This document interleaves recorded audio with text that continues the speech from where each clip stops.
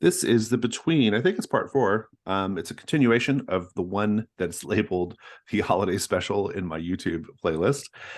We are here in a brand new year as people as well as characters who are also in a brand new year. And we are going to do some recapping. Now, it's been a few weeks since we played, but we actually had a pretty clean end last time. You could watch that whole series separate of anything else, and you would get a full story. That said, you do have one active threat currently, the Limehouse Lurker. You've done no work on it whatsoever. So let me remind you what's going on there. Jenny Johnston, the proprietor of an opium den in Limehouse, basically has told you that she's got 3 bodies in her basement. And these bodies were all drained of their blood. You all believe that this is a vampire, and indeed is a vampire in the body of a child. And your first question you have to figure out is the vampire actually a child, or is it an old vampire who's just still in child form? Because those two entities are very different kinds of entities and have to be dealt with differently. You do have some leads here. So one of the victims was actually found in the opium den. One of the victims was found behind a pub in Limehouse, and another was found by the Limehouse school, and so which is a workhouse for children. So those are all some leads that you can follow up on. Additionally, in the opium den, Jenny has her body. She will come by in the new year, January 2nd, and she gave you a day off. She'll come by January 2nd and remind you she cannot keep these bodies in her basement for much longer. Please come help. And so that is what's going on with the Limehouse Lurker. We had some other little side things happen too. You were sort of toying around with a vampire called Julius, who got dropped down into the depths of London by Jacob, with Jacob discovering theretofore unknown talents and causing the floor to collapse to save himself and the young dancer Christian, who has moved into Hargrave House, by the way. So that was the thing that was going on. Admiral Flagg, of course, lives right next door, and he's kind of a pain in the ass. He essentially tried to get you all killed with the sculptor by telling the sculptor what your plan was. And so that was the thing that happened. And I think that's about it in terms of recapping. There was some other little things that happened with the threat, but the threat's resolved now, the Nutcracker. So let's take a look at the hunters, though, just to get a check-in on conditions, because if some time has passed, so some of these things might not have applied anymore. I think the sculptor's dead, correct? Did you all kill him? Yes. Yeah, then if it is marked by the sculptor, if you have that condition, you can go ahead and just clear that. Dominic, you do not get to clear marked by Director Gagnon, however.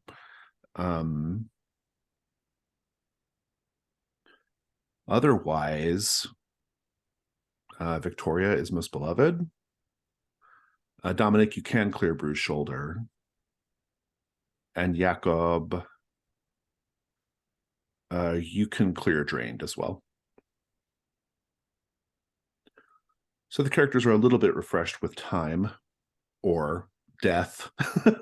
And so we find you all now here ready at the beginning of the day phase. If you didn't do so last time, check your dawn questions to see that they are marked to something that you want to do this session. And if there's no questions, we'll begin with day phase. All right, somebody's going to need to pick on me. I'm taking the "did you stick up for yourself while being bullied by another hunter?" Ah, good. See me in a moment of weakness. Go bully Jacob. All right, let's talk about the day phase. The keeper presents a new threat if there are less than 3, and there are currently less than 3. And so our brand new threat, you can follow along on the tab, is called the Shoreditch Slugger. The Shoreditch Slugger. This morning, a young man arrived on your doorstep with his eye swollen shut and face covered in fresh, unsightly cuts and bruises. He identifies himself as Bram Fuller, and also, apprehensively, as a member of Bout Club, an underground fighting ring for working-class men. Bram is concerned about a new member of the club, a freakishly strong fighter the men have taken to calling the Shoreditch Slugger. Since his induction to the club several weeks ago, the Slugger has not once lost a bout. He also has left a ghastly trail of broken limbs and even deaths in his wake. 2 days ago, a young railway construction laborer named Phineas Bird died at his hands. The other fighters, not to be outdone, have taken the Slugger's seeming invulnerability as a challenge. In short, the brutality of the fights has greatly escalated since the Slugger's arrival. Bram finds the Slugger's indomitable prowess odd, and though he won't outright admit it, frightening. He's heard that Hargrave House has experience dealing with unusual types, and hopes she will see fit to run the Slugger out of London, or at least out of Bout Club. You are on the verge of turning Bram away, thinking that he has vastly misunderstood what Hargrave House does, when he stammers out a detail that makes you certain that there is a supernatural threat here. After all, from the sound of it, you will need to determine how the Slugger came by his superhuman strength, or at the very least, find a chink in his proverbial armor in order to take him down or take him on and stop this Bout Club business from growing out of control. Who among you has the highest vitality? I have a 2. That's me. Oh, all right. Dominic, what do you have, a 3? 3. Oh, okay. Dom, what detail does Bram add that convinces you the Shoreditch Slugger is siphoning his strength from a supernatural source? When the bouts get especially heated and the Slugger starts acting a little more inhuman, there is a light like firelight in his pupils. Very interesting. Now, due to its highly secretive and illegal nature, Bout Club frequently changes venues. Bram helpfully provides the address of the club's next midnight meeting, a church construction site in Whitechapel. That's tonight. So if you want to take advantage of that information, you got to do it tonight. We have questions and opportunities. There are 2. The first is, what is the source of the Slugger's superhuman strength? The Slugger's power cannot be taken away completely, but the hunters can steal some of it for themselves. Subvert this source of your own, or for your own use, through thievery or ritual, and gain access to a new move called Eternal Man. It is a complexity 2. It's fairly simple. The second is, what is the Slugger's weakness? Resolve the threat by exploiting this knowledge to destroy him or convince him through defeat or humiliation to retire from Bout Club and into obscurity. So, 2 active threats, one much more dangerous than the other. Limehouse Lurker is by far the more dangerous threat than the Shoreditch Slugger. A bunch of manly men getting the crap beat out of them is not yet a major concern. If not for that strange supernatural element, probably wouldn't even warrant Hargrave House's observation. And so, I'll go around the table and find out what everyone's interested in doing, and then we'll frame up scenes. Let's start with Dominic. He's definitely going to be investigating the Limehouse Lurker. I think he might try and hook up with Julius and go to Limehouse. We haven't heard from Julius since he got dropped down into the sewers. So that Okay. maybe you can go look for Julius if you want, but that might be, Then just head to Limehouse. Sounds good. What about you, Victoria? Ms. Balakwa? I think that I would go to Jenny Johnston's and maybe do a little digging around the den itself and investigating the bodies. So maybe you and Dominic can go together to Limehouse. Lady Florence. It sounds like gambling is an important part of this Bout Club event, and that is certainly alluring. So I'm going to head to witness that. You don't have any leads at the moment. Because the next Bout Club is not well, you know the location of it, so there might be somebody there preparing early, but it's not until midnight. So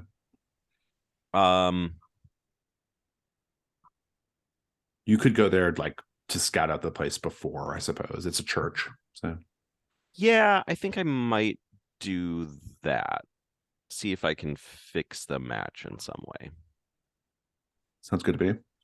And Jakob. Interesting. I think my thought is to go check out these bodies also. At the Limehouse. Sounds good. You can hire a carriage, all three of you. Do you want the scene on the way, or do you want to just be straight at Limehouse? I think we could just show up. Mhm.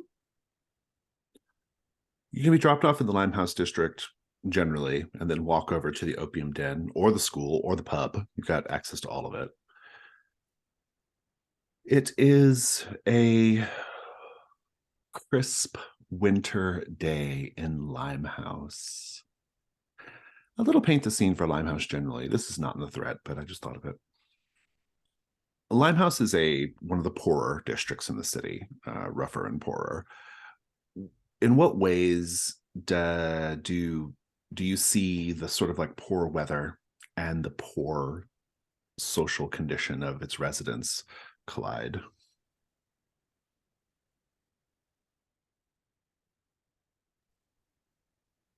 There was a freshly fallen snow about 2 days ago, and what would be a white, crisp rooftops, you can see precisely where there are holes because that negative space is very accentuated by the snow.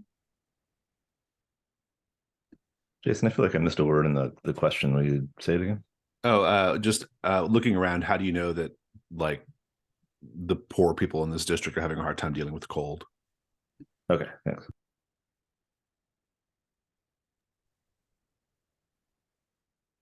Instead of wearing heavier clothes, there are a lot of people walking around. You can see newspaper sticking out from their sleeves and other bits of refuse to trap in the heat.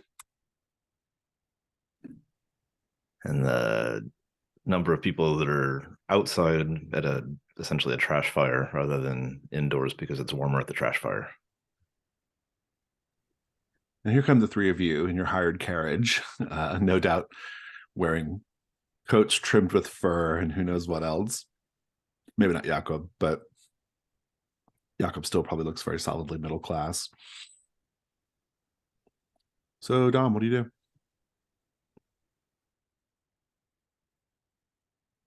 So we have the school and Jenny There's- Johnson's. Yeah, and the pub as well, the Dog and Whistle. That's where the Chinese Let's- sailor was found. I'll start with the pub. Pub. The Dog and Whistle is a little pub right there by the canal. It is, when you go inside, it's kind of got dull brass fixtures, a stack of tin mugs on the bar. There's a painting of a dog, very prominent, no whistle, however. The pub caters to sailors and folk who work at the canal. Looking around, how do you know that?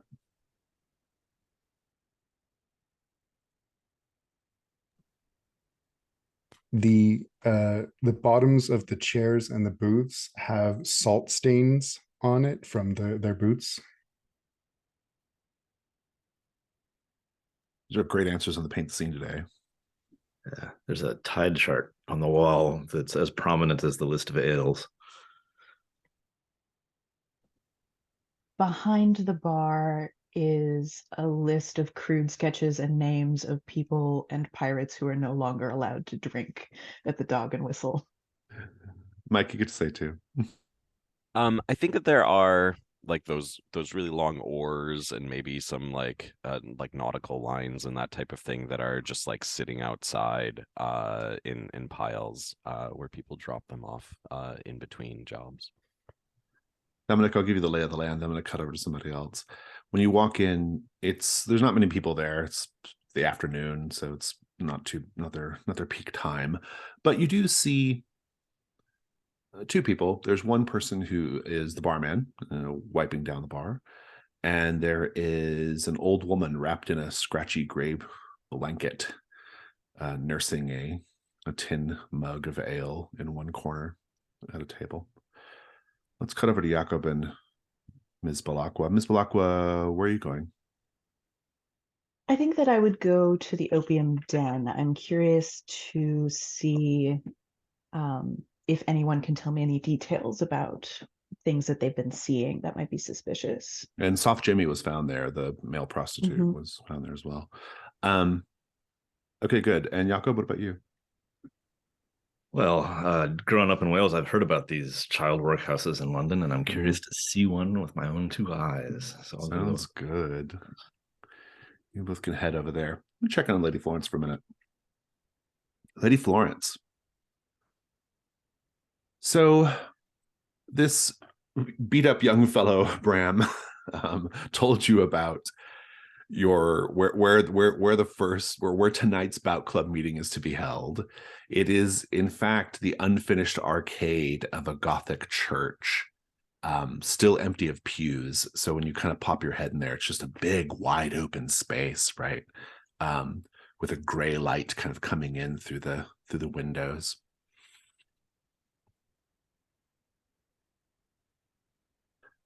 There's no fights going on right now, and so you don't smell the tang of blood or sweat, but you do have a very, very strong smell of, well, of plaster and wood and dust in your nose.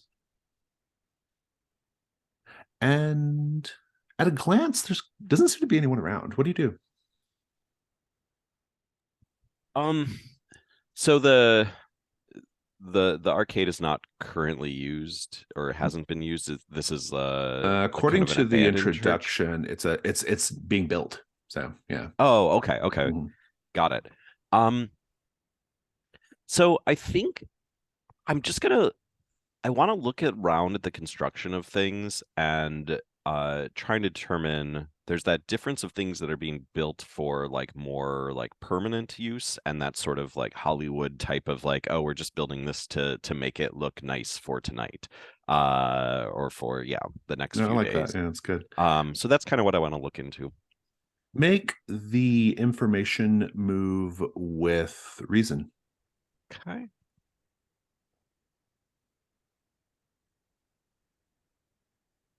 It's a 5 on the table, and reason is not going to make that much better, so it just No, it is bumps it to a not. 6.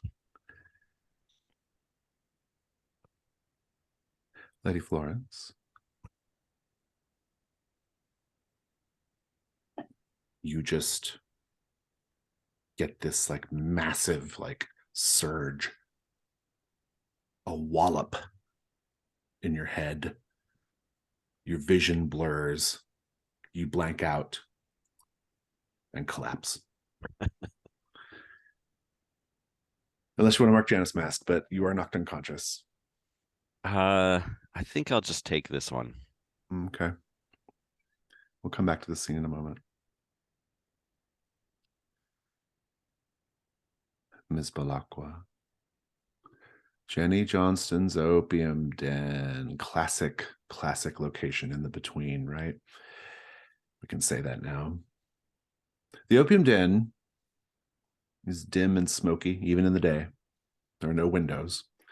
There's a heavy ammonia-like smell, which is what opium smells like when it's burning.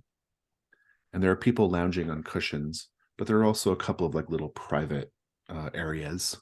They're like little nooks. They're not covered up in any way, but they're just sort of set off from the main thoroughfare of attics. Everyone, people from all walks of life patronize Jenny Johnston's. All walks of life. What do we see that indicates this?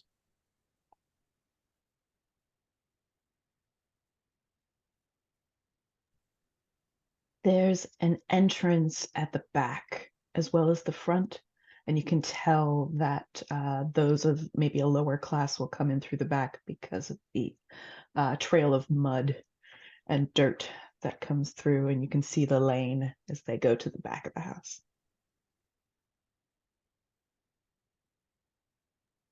There's at least one patron that's a baker, and so there's a big basket of day-old bread, essentially like what was left over from the bakery.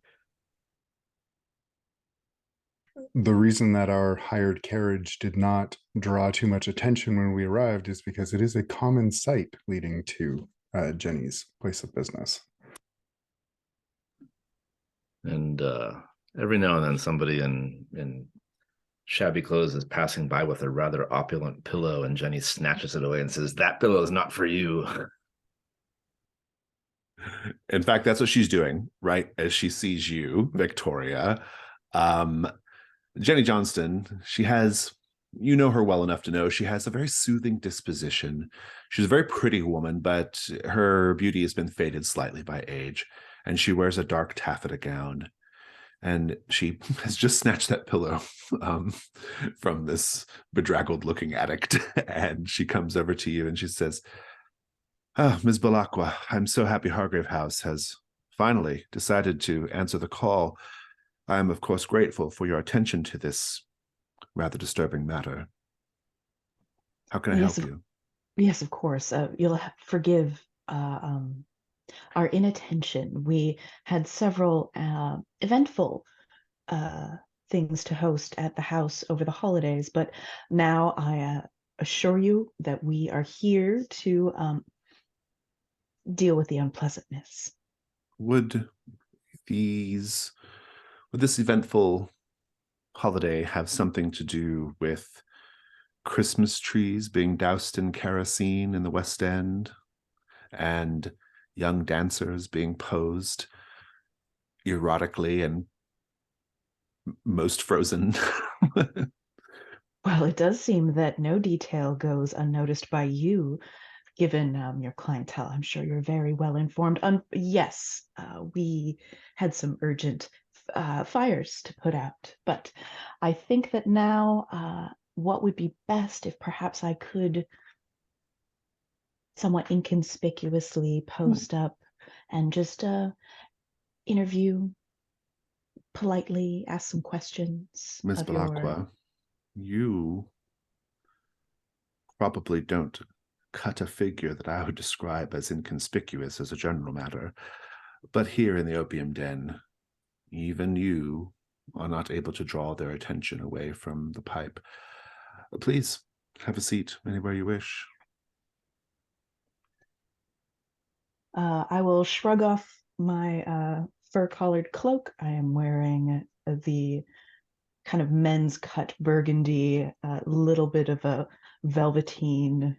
I kind of throw myself on a couple of pillows and pick up the pipe absentmindedly, like I'm smoking, but I do not actually partake.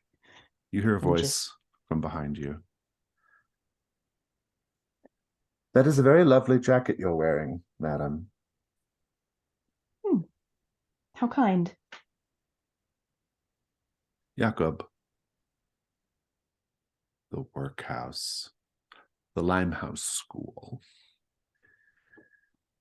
There are filthy children all over the place.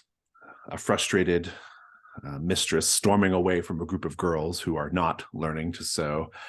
And there's just a general smell of unwashed bodies in this large building. Everyone, workhouses like this are where poor children are sent to be managed until they're old enough to be turned out. What signs of deprivation do we see, apart from what I've just described?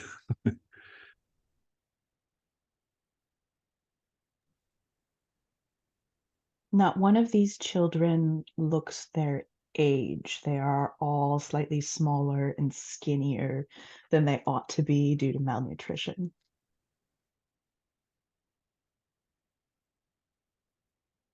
Not a single piece of clothing actually fits any of the wearers. It's all too small or too large.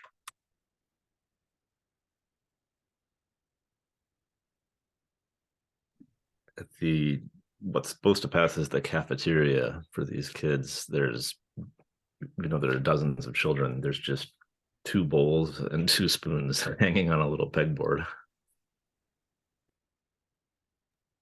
And we see just to pull on the motif of the bread, we see like a basket of just like moldy, decrepit, like just like crusts that's put out in this cafeteria, and it's instantly just like grabbed and munched up. Jakob, you'll have gotten the attention of the headmaster of the school. You can have done some research beforehand. His name is Lawrence Chesterfield. He is a very nervous and fidgety man. He seems visibly offended by children as a general matter. He doesn't want them near him or to be touched by them, and he very sort of dramatically navigates around them as he approaches you. He says, "Oh, hello. I wasn't expecting any visitors today. Are you perhaps from the city, from the crown? Is this some sort of inspection, or?" I'm more from Wales, but in London for a while in business. I am a solicitor, however, and I'm curious. Have you had any children? Do children? How long do they stay with you? Are they adopted out? I'm very sorry. What is your credentials, sir? What is your identification? What is your purpose for being here? You have told me that you are Welsh, which is a very interesting biographical detail, to be sure. But I don't know what your purpose is here, man. Right. Well, I'm curious if you've had any children go missing lately. And who is asking? What are your credentials, sir? I work for a group of solicitors, and we've been asked to look into some disappearances of children. And I know a lot of people in London don't care about the poor children and whether they disappear or not, but some of us do. And so we understand that you're doing good work here, but Yes. it just seems like I'm looking into recent disappearances and maybe a Charla Bell. Make the information move. Are you actually a solicitor in real life? Yeah. Okay, I thought you were. I thought Jakob was. So in that case, I was gonna make it composure, but in that case, make it presence. So go ahead. Presence is worse. All right. No, sorry. That's all right. Oh dear, it's a 2. Oh no. He says, "Well, of course, I care very much about the children. They are very dear to me." He grabs just a child within arm's length, pulls it near, pat, pat, pat. "Love them, just darling little angels." He says, "Actually, your presence here is most fortuitous.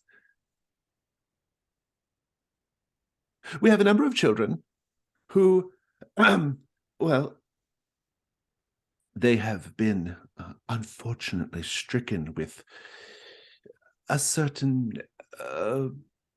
infectious disease.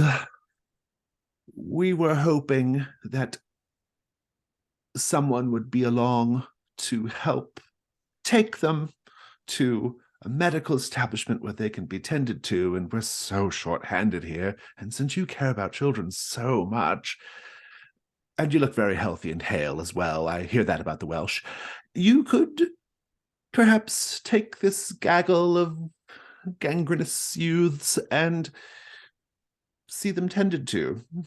We'll give you masks and gloves and things. Always very helpful when dealing with this lot." Oh, wouldn't it be easier to bring the physicians here? I think these children seem hardly well enough to travel. You would be surprised. You would be surprised. It's not far. You just have to make sure they get across the street well enough. About disappearances, do you keep a roster of your children? Have any gone missing? How do we define missing in this context exactly? Do you have a bed that is suddenly vacant that wasn't vacant the night before? You have so many questions. I really like that about you. So, what do you say? Take them across the way, come back, and then we'll answer all the questions you've got. That's fascinating. Am I aware of any doctor's offices nearby? Oh, they already know where they want you to go. They just don't want to touch the kids or deal with the kids.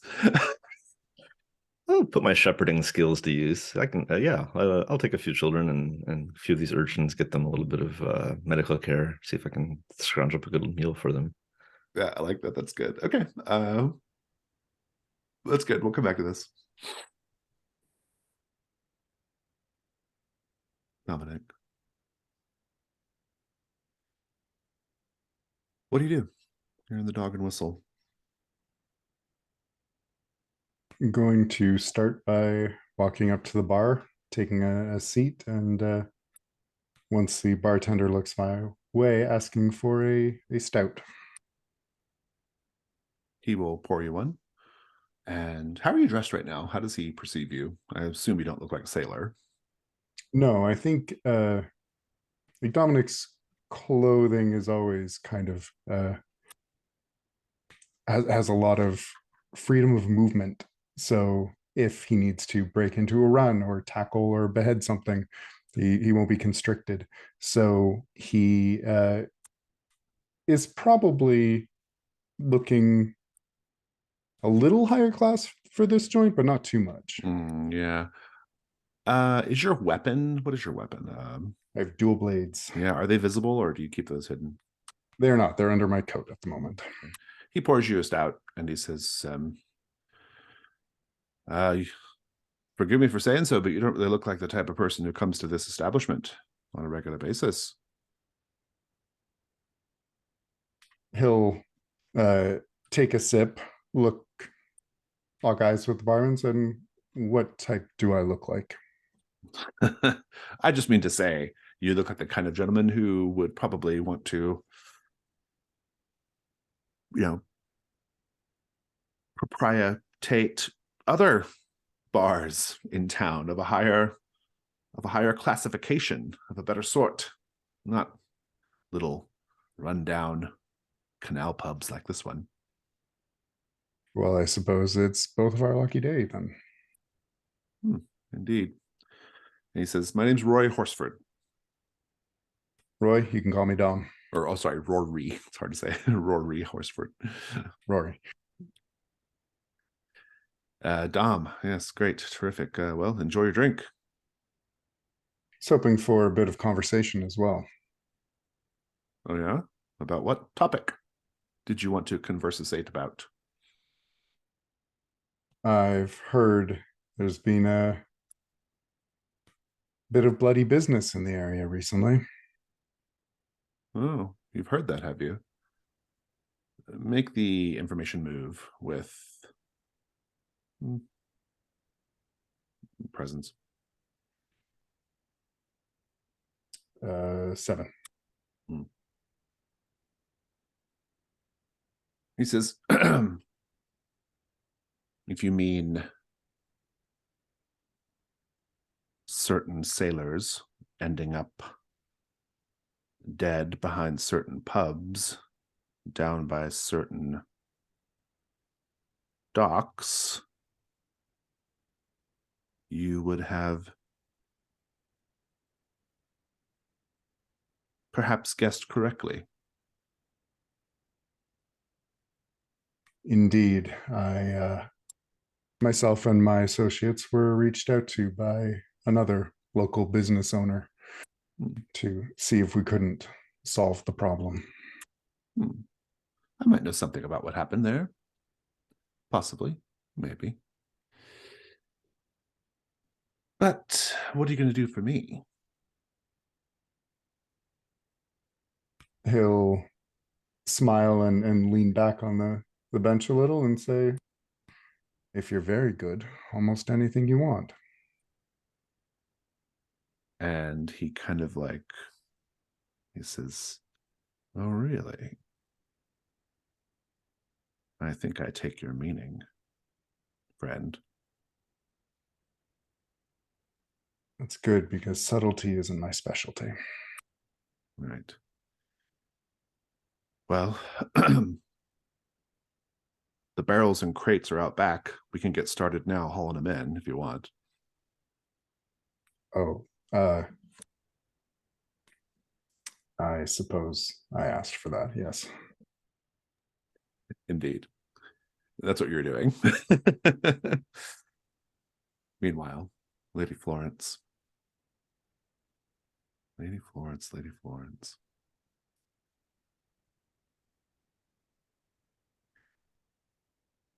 You come to.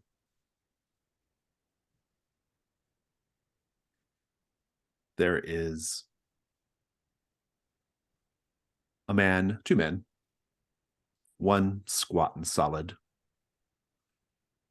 bald, not smiling. The other, tall and graceful, handsome, and very widely smiling. That one introduces himself. He can't shake your hand because you've been tied to a chair.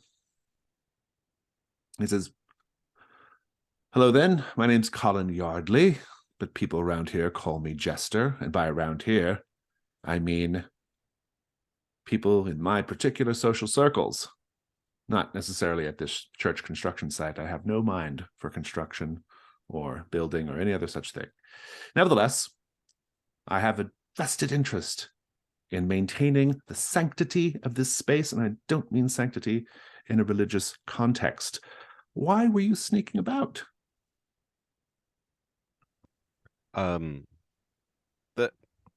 The church just been the building has been advancing very quickly, and I'm a concerned property owner in Are the you a area. church inspector?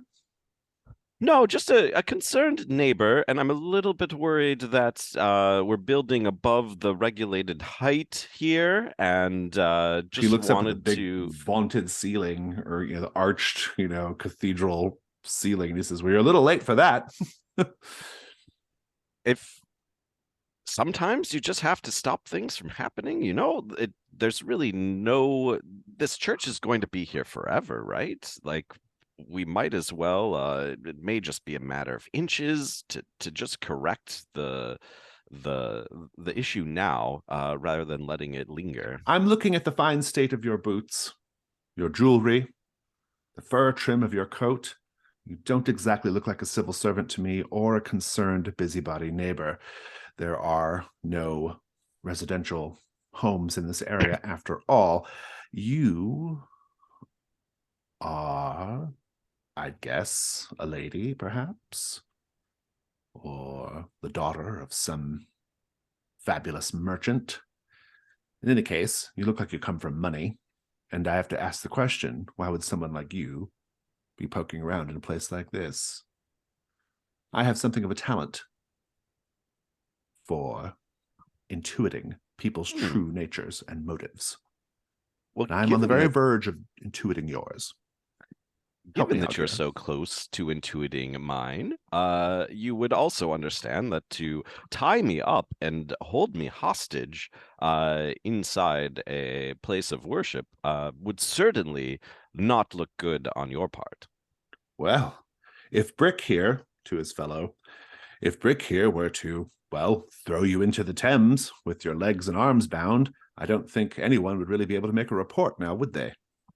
Unless there are people who know that I came to this location, in which case everything that you're trying to hide would be exposed to the world.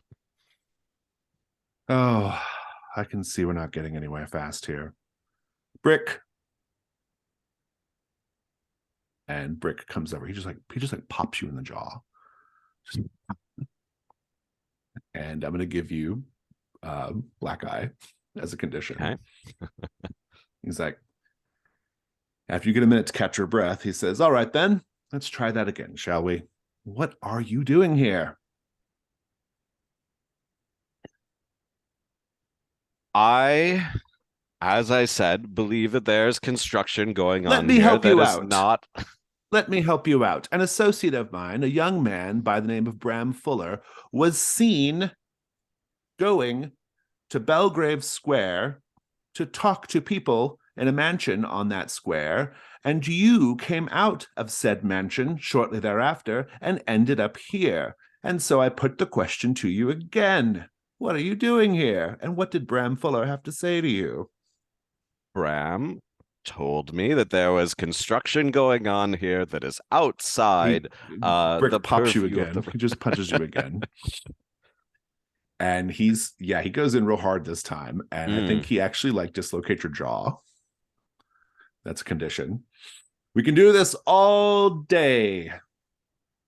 If you would let me complete a sentence here, perhaps we could But you're gonna have a hard time with your jaw busted. All right, then. And we'll cut away from that scene. back over to Victoria Belacqua. Victoria, someone behind you just complimented you on your coat. It is one of my favorite colors. And I turn to see who it is. There is a man in one of these little private alcoves. He is, well, I would say he cuts a very unusual figure. He's wearing a gold smoking jacket and yellow silk pants and soft slippers on his feet. But perhaps most interestingly, he is wearing a sun-shaped half mask over his eyes and nose. And he lifts the pipe to his mouth. Or no, it covers his whole face. There's a little hole for the pipe. He puts the pipe in the hole and smokes. And a little thin stream of smoke comes out of the hole, but also outside the sides of the mask, so it creates this sort of smoky halo. And he says, "We rarely get such refined taste and style in this place. I consider myself one of the few. Would you like to join me?" Oh, but of course. That color suits you as well. Yes, I have a fondness for ambers, golds, yellows. I don't partake of the smoke, but the smell is quite challenging for me. But I would love to hear what you have to say about the world. You must have just such a wonderful perspective on, I mean, what brings you here? Oh, I could from... ask the same of you, madam. What brings you here if you don't care for the smell of opium? Oh, it's a small thing. Jenny asked a favor. But in the meantime, This I has to can't do quite... with the murders, doesn't it? The Oh, good. bodies in Jenny's basement. I love dropping all pretense.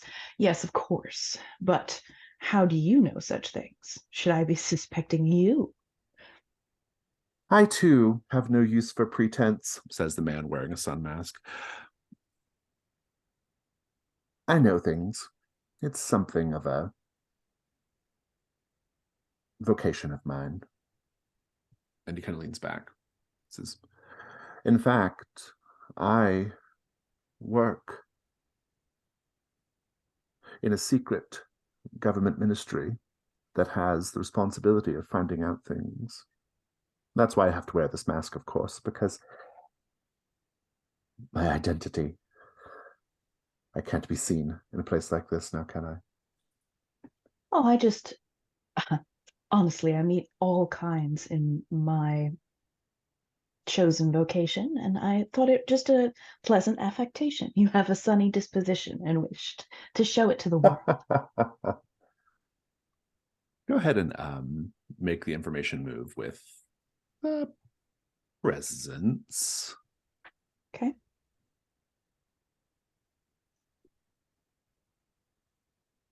Woof. I forgot to make my dice compete today. That's a 7. 7. We'll come back to this. Let's check in with each character one more time, and then we'll take a break. Jakob,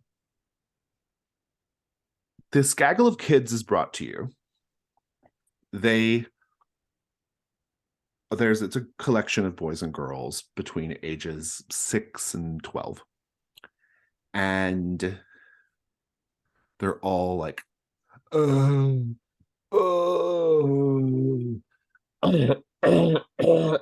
I'm sick. Oh. And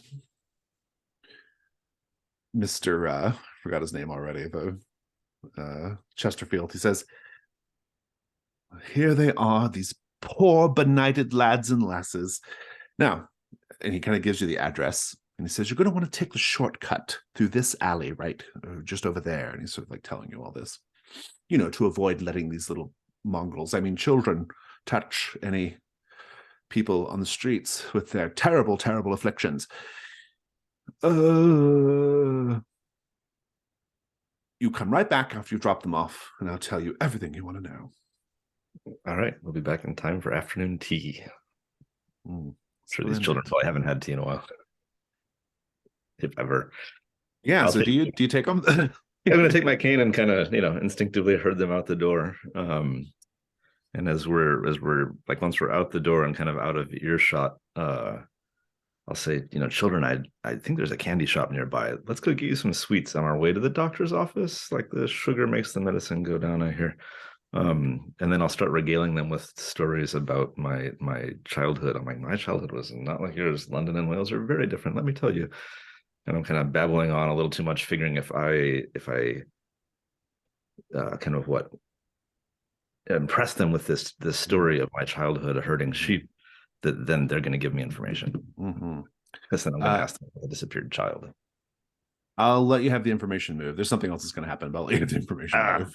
Alrighty. With presence is fine. Presence. That's my bad one, I think. Yep. A meager 6. Lots of failed rolls today.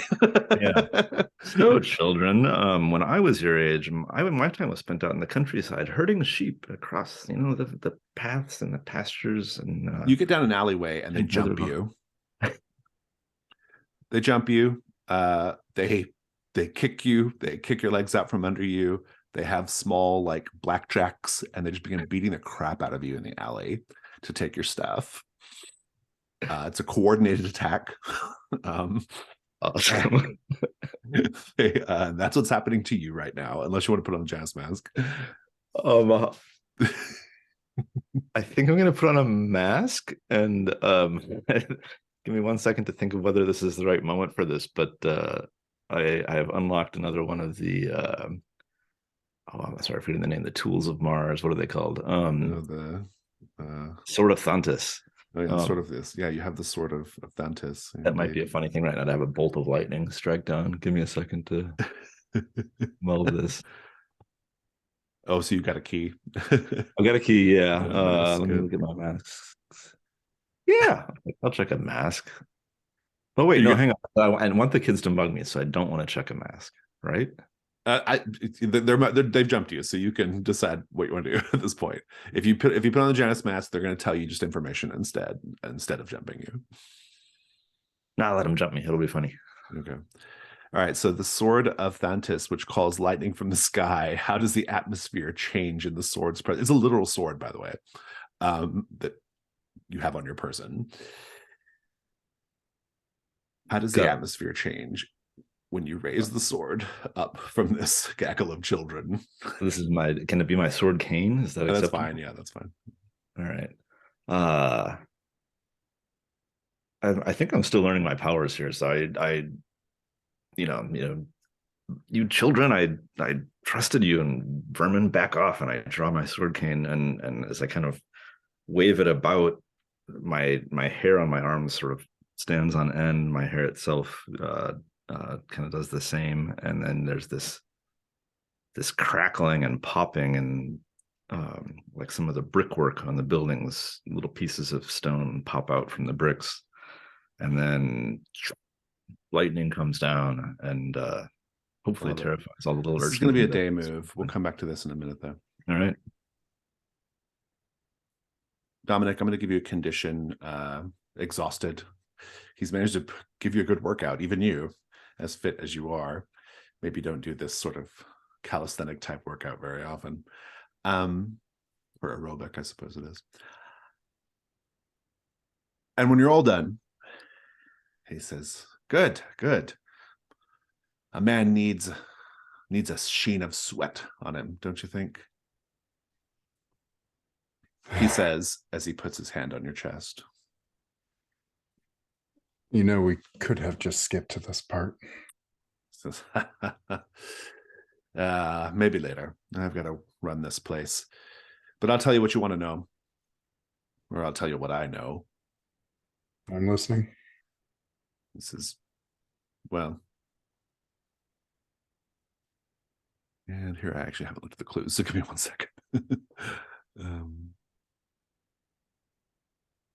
He says, well, it was a funny thing when they found his body. When Jenny's nephews came to collect it, they left behind something in the scene. And he goes into a little drawer and pulls out what appears to be a handful of like milk sweets, like paper wrapped candies. He's like, They were just sort of tossed on the ground by the body. Kind of a funny thing, don't you think?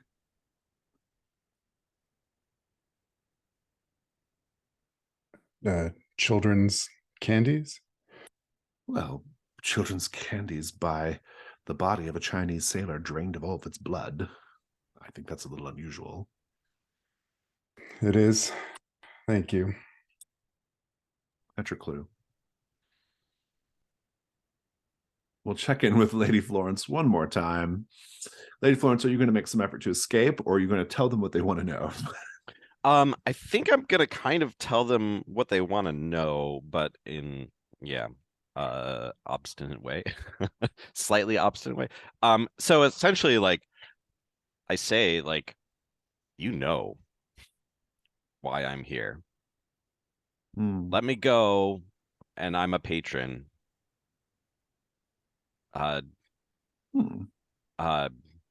Kill me, get rid of me, and the whole thing falls apart. Rick, like, whispers something into Jester's ear. And Jester says, could work. Okay. My associate Brick here is very impressed by your ability to take a punch. And although Bout Club, which you apparently know something about, is strictly a man-on-man kind of affair, it would be something of a novelty to have a woman in the ring. What do you say? Come by for a special exhibition fight. We'll go easy on you. We won't put you up against the Slugger right away. I'll see you tonight. And very good. The good news is you have a free pass into the venue now. But you do not look any better for it in the face, with your swollen jaw and busted eye. Let's take a 5-minute break. Jakob, let's get some dice on the table. Let's refresh ourselves on the day move, which says when you do something risky, name what you're afraid will happen if you fail right now with this random summoning of lightning from the sky. Ooh, I and all the children get obliterated. When the day move becomes the night move. Very good. Let's see how the dice treat you. I think this is going to be vitality. So go ahead and roll with vitality. 12. Very good. I'll give you a clue as well for your bonus. But go ahead and describe how you presumably safely dispatch the children. What does it look like? Yeah. So I mentioned earlier the kind of crackling in the atmosphere. The alley turns quite dark as this mystical cloud just sort of rolls in seemingly out of nowhere or builds up in the area, and then this burst of blue lightning rips down and channels basically straight into the sword cane, and then forks out left and right, knocks out a couple of windows in these already dilapidated nearby structures. I'm standing there unharmed, and I feel like the children are probably really impressed by the fireworks display. Who knows? Enough so that they stop beating me up. Yeah, indeed. They certainly are no longer worried about doing Chesterfield's bidding, who is a sort of what's that character in Dickens? Fagin, yeah, kind of a Fagin character. Apparently. I'll give you a clue. Yeah, I guess I'll say, children, what do you know about Charlie Bell? I think the kids just run. I'll still yell out. Tell me about Charlie Bell. Tell me of Charlie Bell. The kids run, but one of them drops something, which is very interesting indeed. Not the sort of thing that you would expect a kid like this to have in their possession. It is a wooden toy Viking ship but it's like very intricately rendered and it looks old. That's your clue. Victoria Belacqua. Man in the Sun Mask says. I mean, there's something about what happened to poor soft Jimmy and the other victims of this creature, we shall say. I gather you know about such creatures already. I have extensive experience with the dark and those things that lurk in it. Yes, I can tell that you do. You and I are sort of like matched pair, wouldn't you say? Sun and moon, light and dark. How funny that we should meet like this.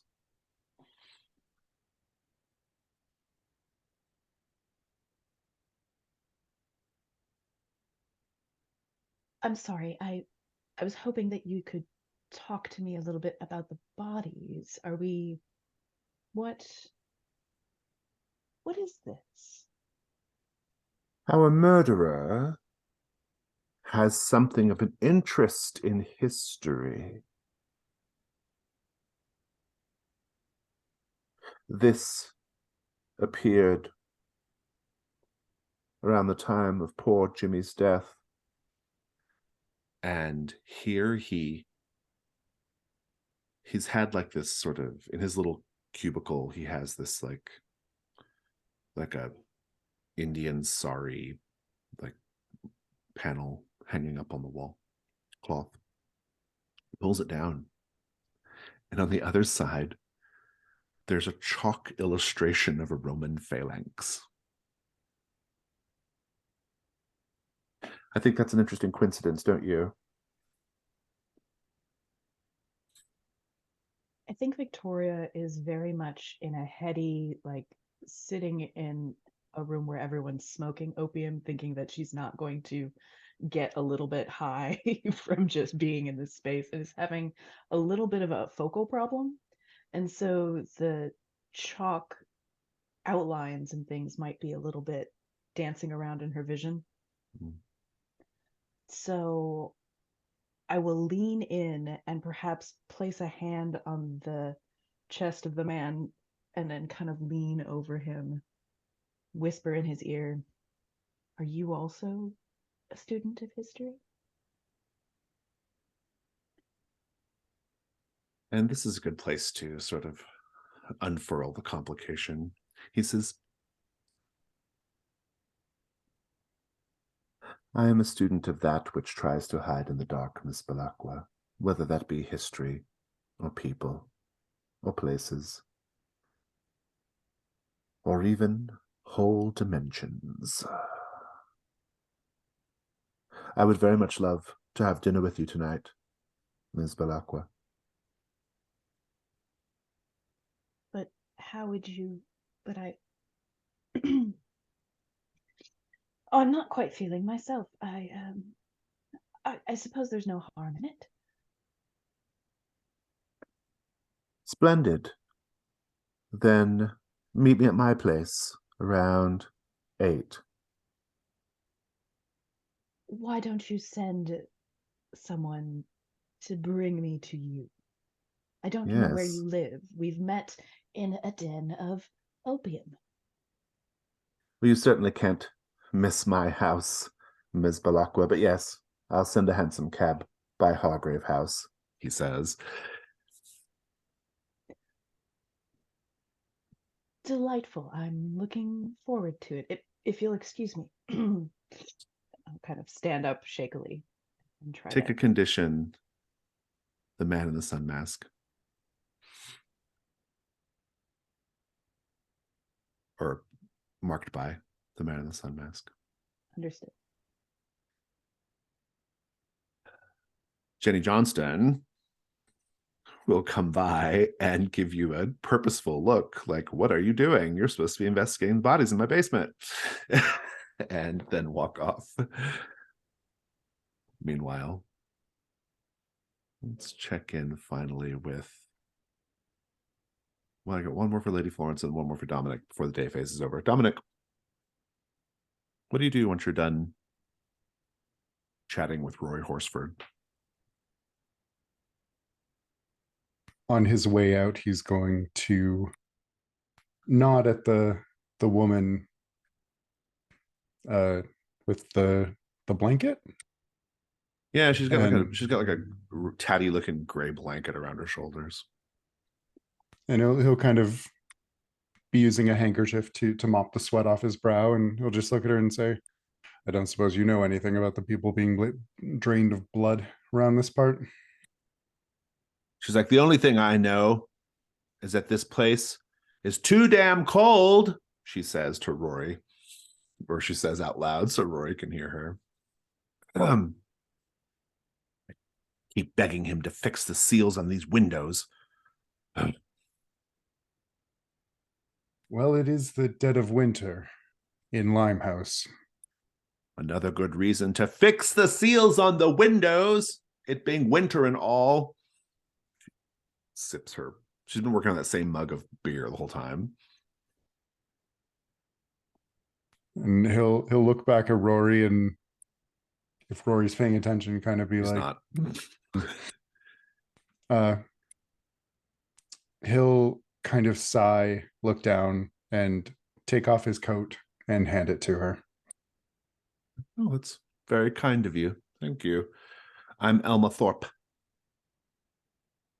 Dominic. Dominic. That's a fine name for a fine man, she says, her frazzled gray hair hanging in her face, her missing teeth. She says, what are you doing later on, huh? If I'm very lucky, killing something. Oh, really? Make the information move with presence.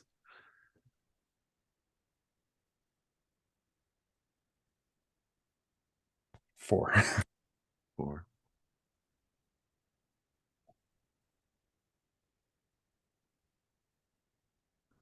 She puts your coat around her and she's like, what is that?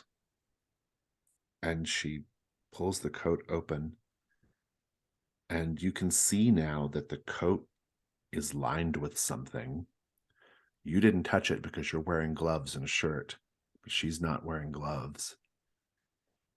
There's some kind of powder on the interior of the coat. She's like, what is this? And then she's like,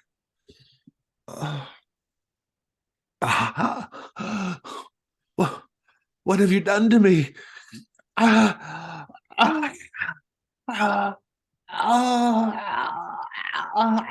And she gets red-faced and she just collapses. Rory is like, what's going on over there? What do you do? I think I'll put on a mask. But hey, she's not cold. True. Instead, she'll give you a clue. She'll give you on the way out of the day phase. Lady Florence, where do you go when you're done with your meeting with Jester and Brick? Your impromptu meeting. Could I linger Sure. a minute or two longer? And they'll untie you and everything. Yeah. A question on what we might know about Bout Club. Is it like a classic fighting ring, or is it very specifically like a fight club? Like it's like a fight club. Yeah, it's just a group of men standing around two other men beating the shit out of each other. Just for the sake of that. Like there's not like necessarily a betting ring around it. Okay. Yeah. So what I do want to do though is kind of like press some of the intra-tension of the Bout Club on these two. So to essentially say, like, Bout Club seems to be growing, and that's truly wonderful for all of you. I'm rubbing my jaw as I try and get this out. But there is word that perhaps the slugger is not fighting fair, and that could drop the bottom out of the whole thing. The two of them look at each other a little uneasily, we'll say.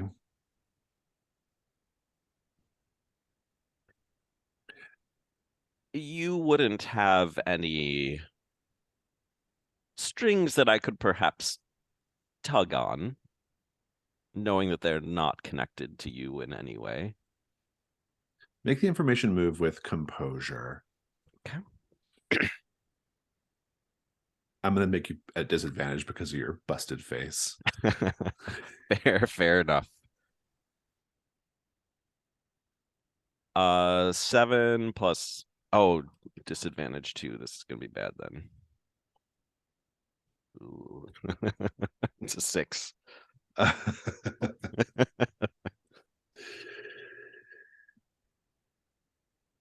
You hear from behind you, Lady Florence.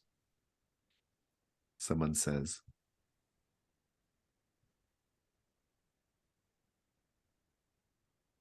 "What's this I hear about the slugger?" Let's cut. Oh, I over. love it, but I'm so beat up. I think I will take a mask though. Very good. Nothing even happened. He just introduced himself.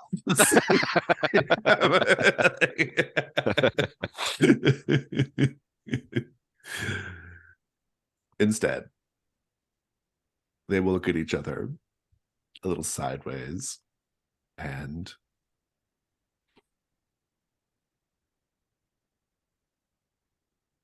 Brick will say, "Well, funny thing about the slugger." And Jester's like, "Shut up, Brick."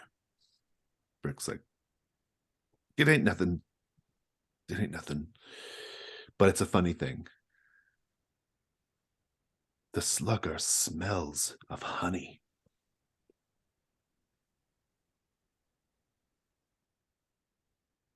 That's your clue. Jester says, all right then. Be thinking of your ring name, your Bout Club name. You want something flashy. Maybe something that plays up the fact that you're a, woman. I'll We'll do my see you best. tonight, midnight. Thank you, lads. You can bring somebody with you to be your ring man or ring My woman. +1. Hey, there we go. Jester says, "I should do this for a living." Oh, wait, I do. And yeah, we'll wrap up there. Just one though. I can't bring the whole gang. And Jester doesn't reply, and Brick just kind of shrugs like he doesn't care. So bring whoever you want. And let's see, we'll check in with Jakob. Jakob, what do you do once you're done picking? Is there anything else you want to do before you? Oh, I suppose I got a clue.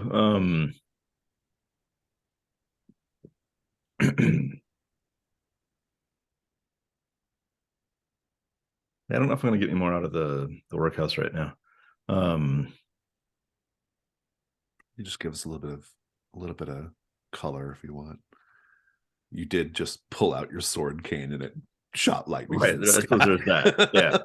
I'll be. That's right. So there's the good. Thank you. That's good color. So I'll be by myself, standing in the alley, kind of like pointing the sword cane at the door, being like, "Look at them." Nope. Huh. Like trying to figure out how to do it again. I think a police constable will come by and like encourage you to move on, please. Thank you. Right.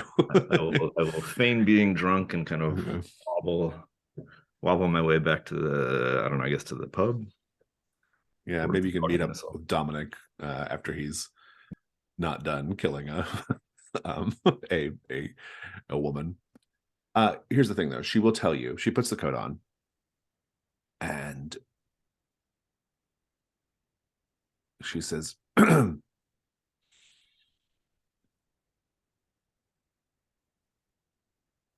might know something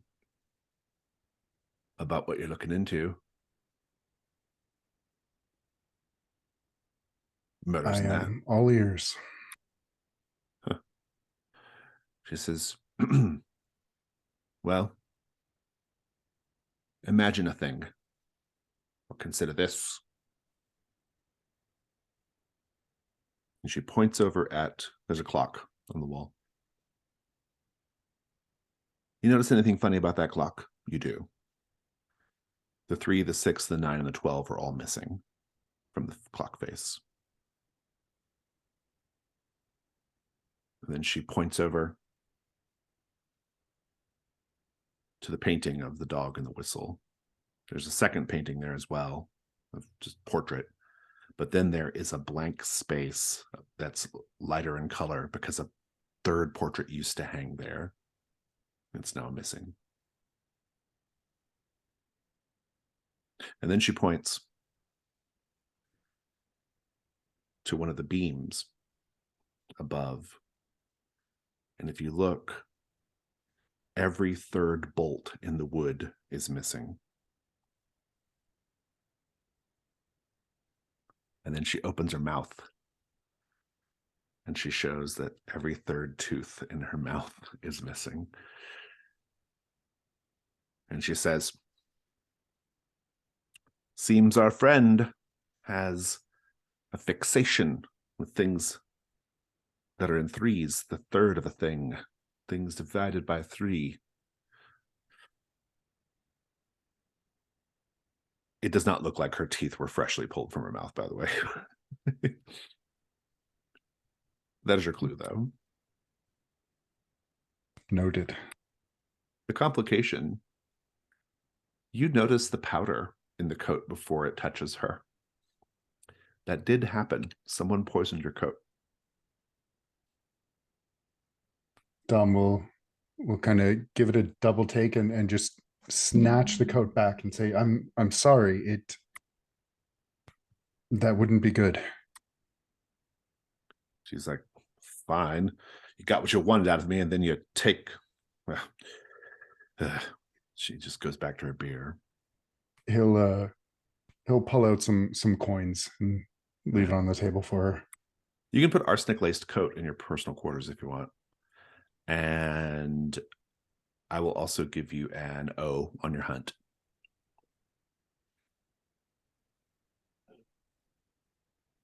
I think that's everyone for the day phase. Let's go ahead and click over to the next phase, which is going to be the dusk. Do we have any playbook moves? Are you going to be now? Do you? What do you have now? I've marked the Cosmic Passage. Oh, so your connection to the beast has grown at the start of the dusk phase. Roll with presence. Go ahead and do it. 9. On a 10 plus, you would take advantage of your next roll and describe what aspect of the beast is helping you. You feel helping you. But on a 7 to 9, it's that, but also you take the condition bloodthirsty on your next roll. Once the beast is resolved, unmark this box. When you mark it again, change the connection to any active threat. Oh, that's fun. It's almost like I wrote this. It's funny. I didn't write this whole playbook, but I did write that move. Cool. I love it. It's great. So you have a little bonus coming to you. The power of the beast. Lady Florence, you're going to call on the Royal Explorers Club? Ooh, I think I'm gonna hold it for now. Sounds I only good. have the one. And now we'll talk about Hargrave House. Let's have dinner together, y'all. The dining room. You don't take meals together often, but you are tonight. What's on the menu?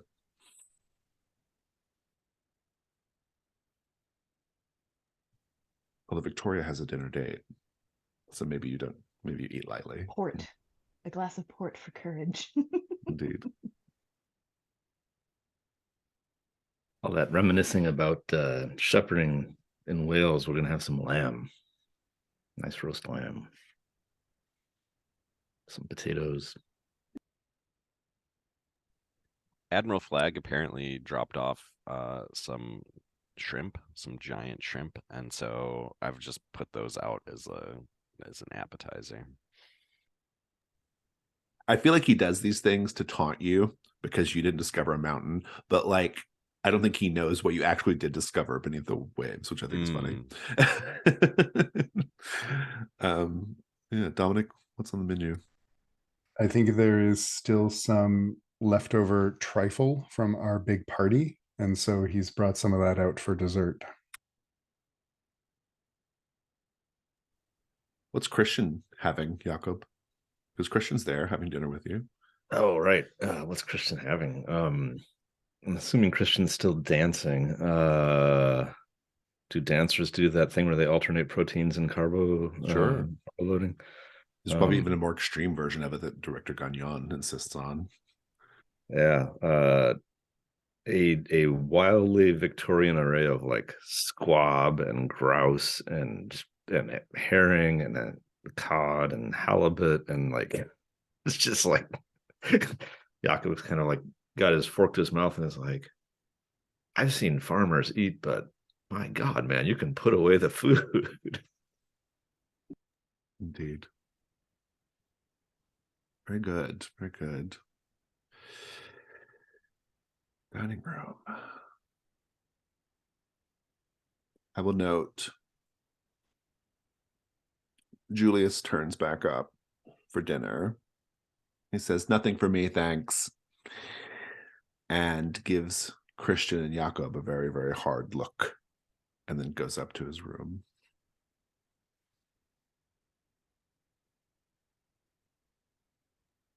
Sorry, I must have. When Jakob invited Julius in, is that just now we have more roommates? Is that what I'm hearing? I think that's what you're hearing. God. Okay. I think Julius has claimed a room. Like, it is what it is. It's Hargrave House. We don't even know who's cooking all this food. Maybe Admiral Flag had it brought over for you. Very good. Let's keep going with our phase here. All right, what's everyone doing tonight? I don't think you really have any space to answer questions yet, so continuing investigations or hanging out and getting into trouble is probably the best route to pursue. Ms. Balakwa, are you going to your date? A dinner. Yes, I am, but I would love to peer into the veil and see what I can discern of this evening's events. You can certainly do that on your way to the dinner. Let's go to Jakob. What are you doing tonight? Has Lady Florence let us know that she's going fisticuffing? Yeah, Lady Florence, are you going to go? Oh, for sure. Yeah. And I might need some coaching or. Yeah, I was going to say, having she's gotten a start. I've been curious about those bruises on your face. Having recently punched a hole through the floor with my cane, I'm curious about the supernatural prowess. So I would like to go see this Shoreditch Slugger with my own two eyes. Okay, so the two of you are going to the Bout Club. That sounds fun to me. Dom, Bout Club? That sounds like something Dom might be invited to. Yeah, sounds good. You might have already had a standing invitation at Bout Club. You were like, oh yeah, Bout Club.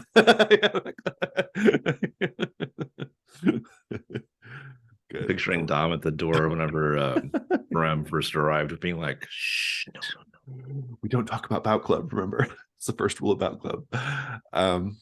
Good. Do we have any Janus mess that needs to be resolved?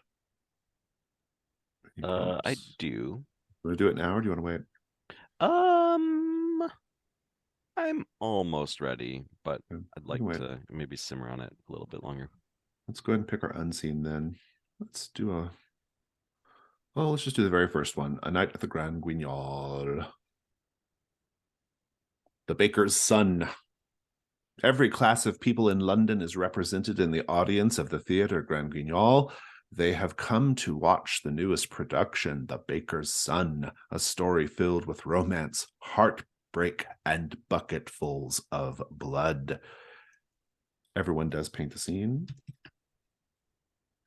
Act 1 will be Sarah. Act 2 will be Mike.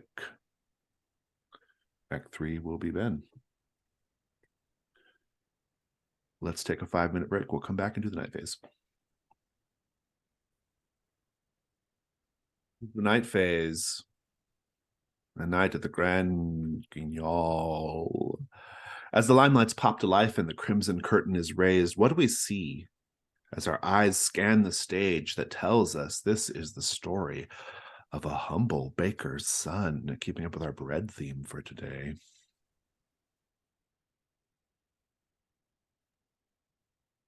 I think the lighting on the stage is set for very early pre-dawn sort of lighting as we kind of set the stage for them getting the bakery running. On the back wall, there's a row of pegs with flour-coated aprons hanging, and beneath that, there is a stack of empty flour bags with a pillow and what's clearly like a nightstand, essentially like a tiny little oil lamp and a tiny little cup, showing that the son must be sleeping on these flour sacks beneath this row of aprons. I think everything is just a little bit oversized to emphasize the son's humble nature, and also that he is the lesser baker. Similar to the flour sacks acting as a bed, the oven is essentially acting as the warming fireplace, and there is above it are hanging these bread knives. So big they look like kind of crude saws, unsharpened saws. I love it.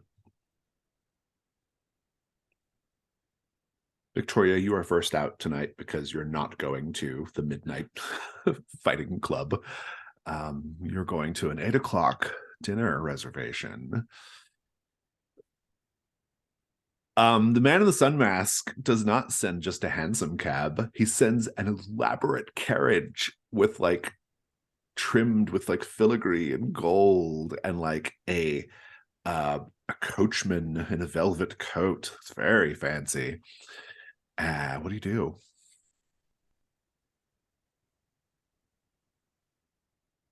I know you all are going out this evening as well. I met a fascinating and apparently extremely affluent man when I was investigating Jenny Johnston's opium den, and I was quite distracted. So I am going to do a little further reconnaissance, but he wears a mask, and I'm not sure where this carriage will take me. So after Bout Club, if I'm not back at Hargrave House, please come find me. I will This carve him up sounds just for you. This sounds like a terribly unwise idea, Victoria, but have fun. Dom, you're such a sweetheart. Lady Florence, don't get hit too hard in the face. Again. Precisely. Fabulous. Are you going to do your tarot card reading in the carriage? I think that would probably be best. You I can would go ahead like and to see what will happen. Yeah, you can go ahead and roll dice now. I got new dice. We're better now. Thinning of the veil. Roll with sensitivity.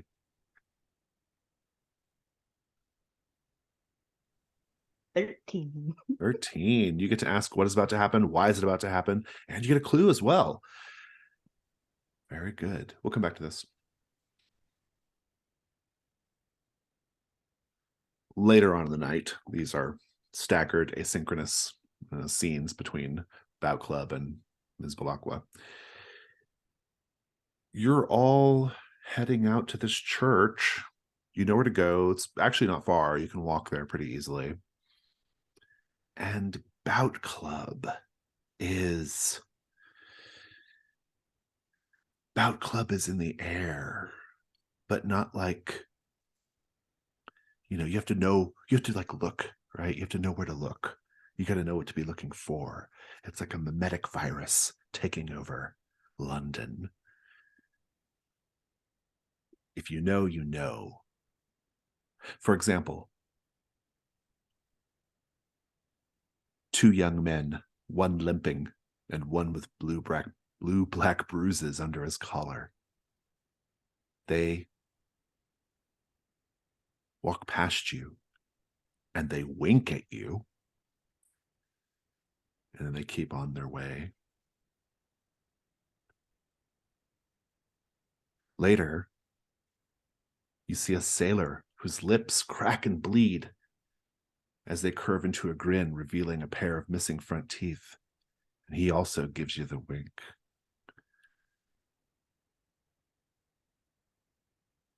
And then you pass a washerwoman in an alley dimly lit with a lantern, doing some late night work, scrubbing a pile of rough-hewn men's shirts, all of them flecked with blood. She turns and sees you. She gives you a nod. Everyone paint the scene. How is Bout Club spreading in the city?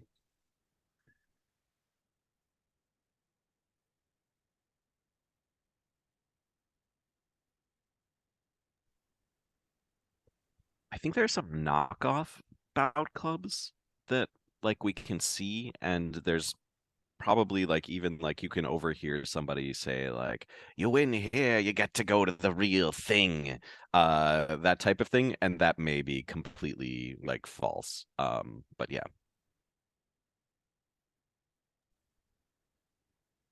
Perhaps Lady Florence won't look so out of place, as bruising isn't as unfashionable as it once was, as you occasionally will see accentuated makeup around like the purple bruises and fleshed out in some green, and wannabes painting their faces.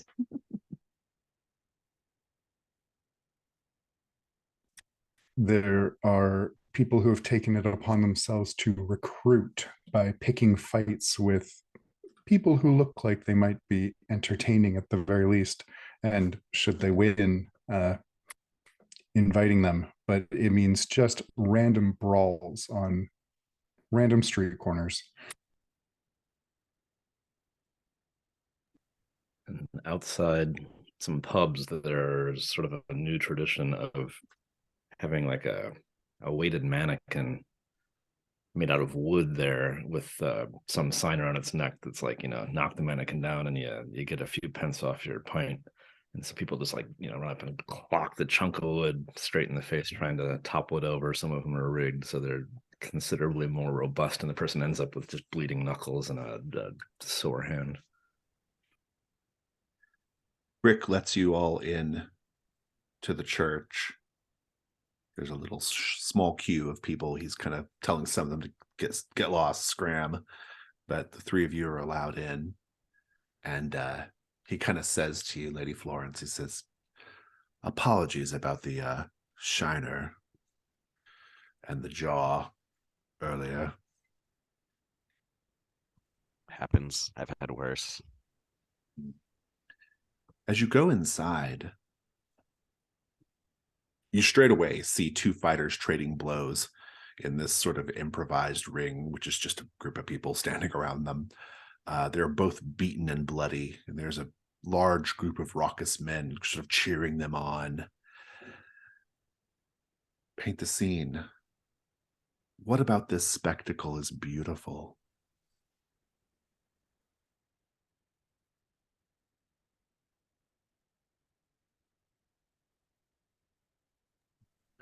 I think the quietness of it compared to like the sort of like gambling fighting rings and that type of thing, that um there's a silence and there's sort of an awe of all of the people around in the rings. There's not a lot of like hollering and hooting and that type of thing, but there's something that's almost like ritualistic about it.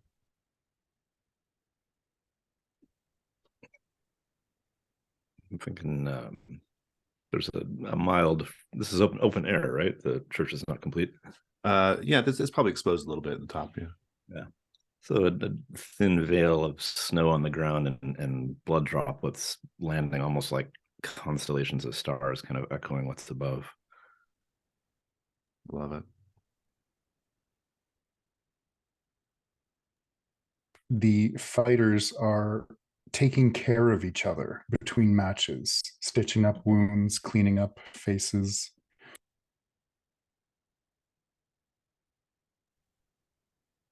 I think that in reality, it is also, this is a group of men covered in like a sheen of sweat, and the exertion and kind of the coming to their primal nature is also, well, something Victoria would find quite beautiful.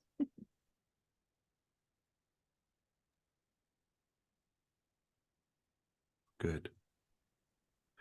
Let's check in one last time with Victoria, and then we'll go back to the Grand Guignol. Victoria, what is about to happen? You are about to be invited into a rear entrance of Buckingham Palace. How do you know that looking at the cards?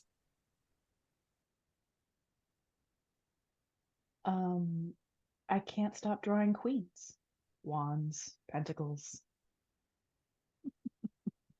Good. I love it. I'll let you have the rest of it later. Let's go to the Grand Guignol. Sarah, please describe Act 1 in which the baker's son, a young man named Daniel, falls in love with a woman, Dahlia, who he cannot have. It's very early in the morning, and we see him fling open a door to the alleyway to kind of whip out the flour from some towels and things, and unbeknownst to him, there is a lovely lady coming home from what looks like a spectacular evening that is now just covered in flour, and she is obviously distressed and trying not to. Please, you cannot tell anyone I was here. And he's like, well, I don't have it. And she's like, no, shh. Kisses him, and then runs off into the night. Victoria, why this is about to happen is because the man in the sun mask wants to impress you, because you are the most beloved. He has also helpfully left a clue in the carriage for you. A clue to your investigation of the Limehouse lurker. A bit of a offering as well. The clue. Please tell me it's on a platter with just like the lid I can lift off. That would be amazing. I haven't even decided what the clue actually is. I just said that. Hold on. Oh. The clue is a Bible. And if you thumb through it looking for something of interest, the only thing is that there are some pages missing. The pages that tell the story of Noah and the ark are not in the Bible. They've been torn out.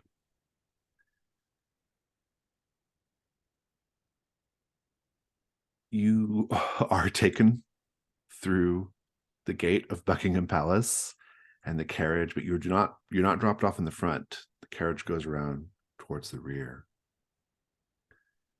And a group of footmen wearing gold coats and stockings and gold breeches, powdered wigs, and sun-shaped half masks.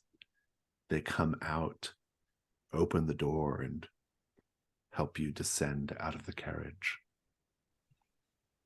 Victoria is wearing black lace with a little sweetheart bodice, and everything flows from that. Mm-hmm. And so this kind of like dark reflection, again, exiting this bright carriage into all these footmen. Nice. Good. I love it. Meanwhile, a less glamorous scene, perhaps, at Bout Club. So, Lady Florence, Dominic, and Jakob, I'm going to turn the three of you loose. Lady Florence, you're going to have to fight at some point. Maybe you too, Dominic. I don't know. But what are you all doing? I think I'm huddled with Dominic and just like going over like different maneuvers and moves to sort of like, if not win, to at least like lessen the harm that is done on me. This reminds me of how the shepherds would occasionally get together to settle old scores with some fisticuffs. We usually meet down by the beach for the dramatic scenery. Dom will, sorry, is that something Jakob has related to them? Well, I'm prattling on about my bucolic life back home and kind of playing the innocent here. It's probably like a little lead up to at some point you guys being like, shut the fuck up, dude. I don't know.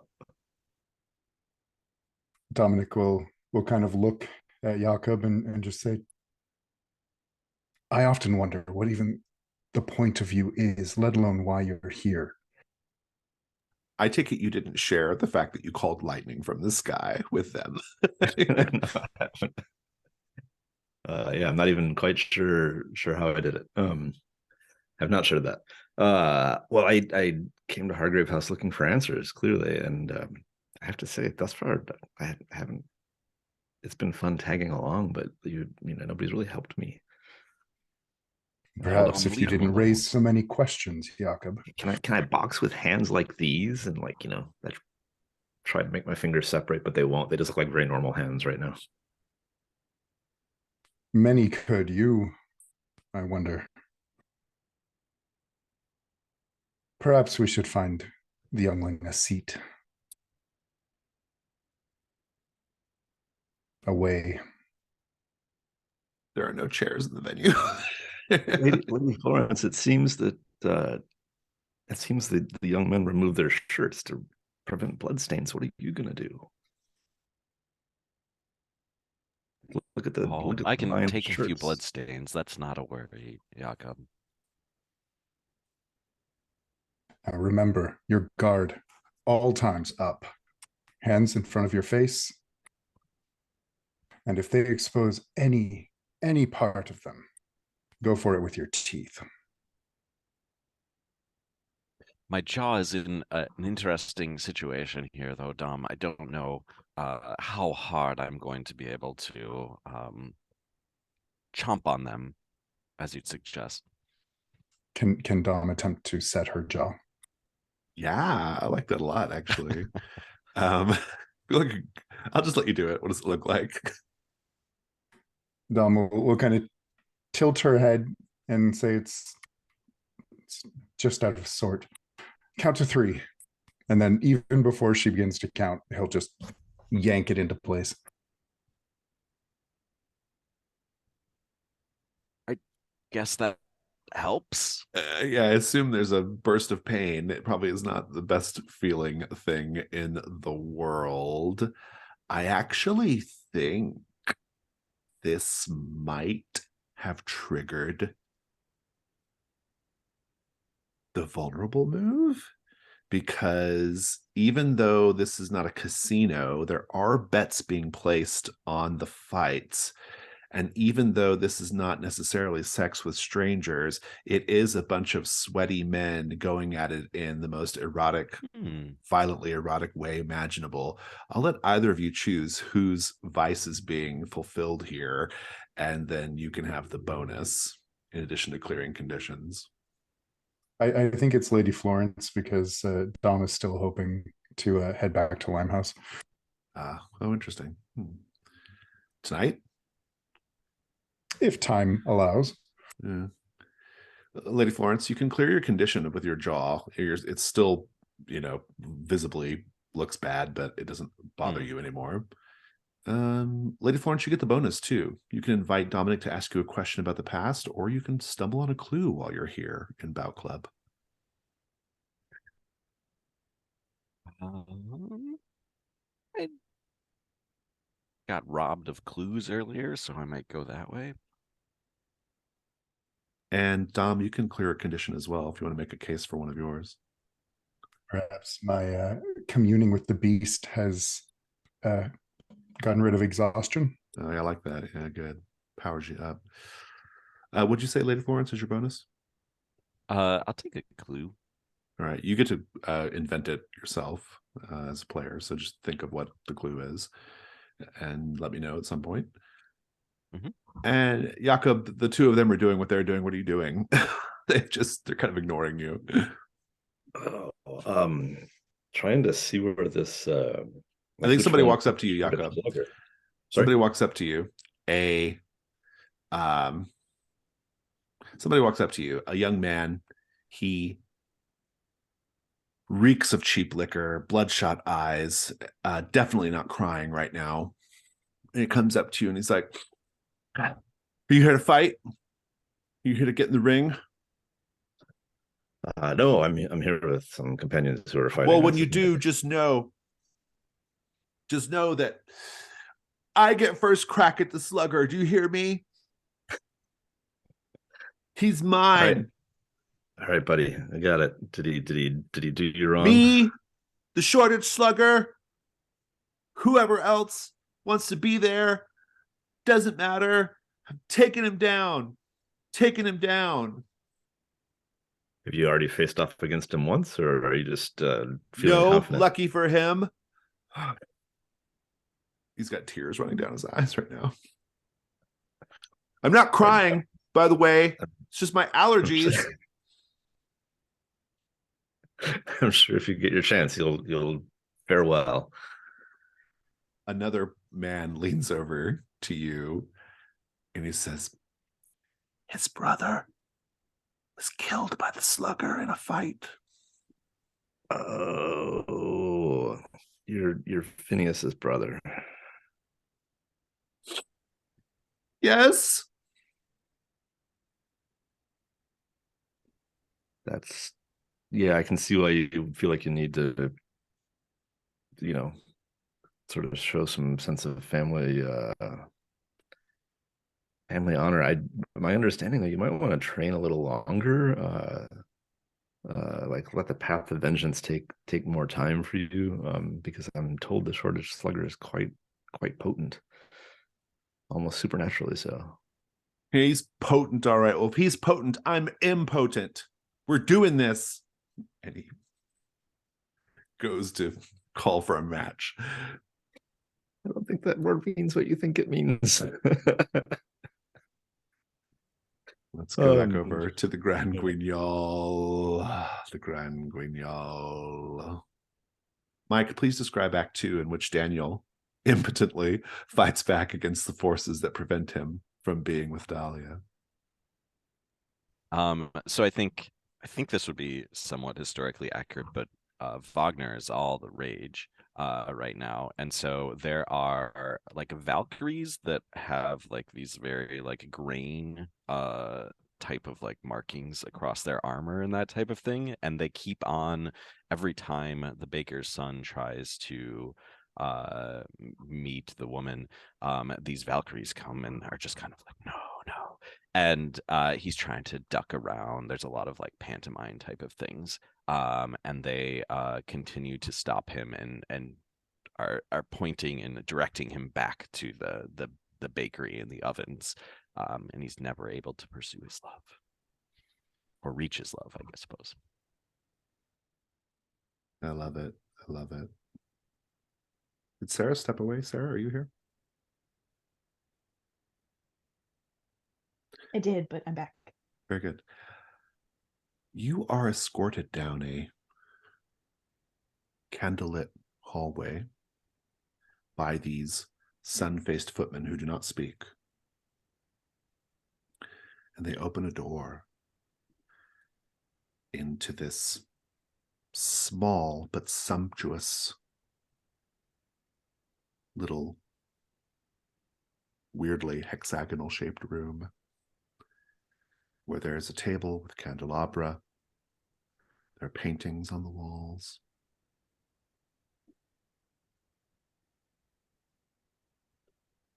And the man in the sun mask is there. He has changed into evening wear. Still wearing his mask, though. Ms. Balakwa, thank you so much. I apologize for the clandestine nature of our meeting, but you see, I am a very highly placed member of the royal family, and I have to be careful with how I conduct my business. I extend a hand. And I think just say, I don't think I've ever been through a back door before. It's what's quite thrilling. Yes, yes. Victoria and I get along splendidly. She doesn't mind me using this little space at the rear of her chateau. I thought for a moment. I'm also Victoria. What should I call you?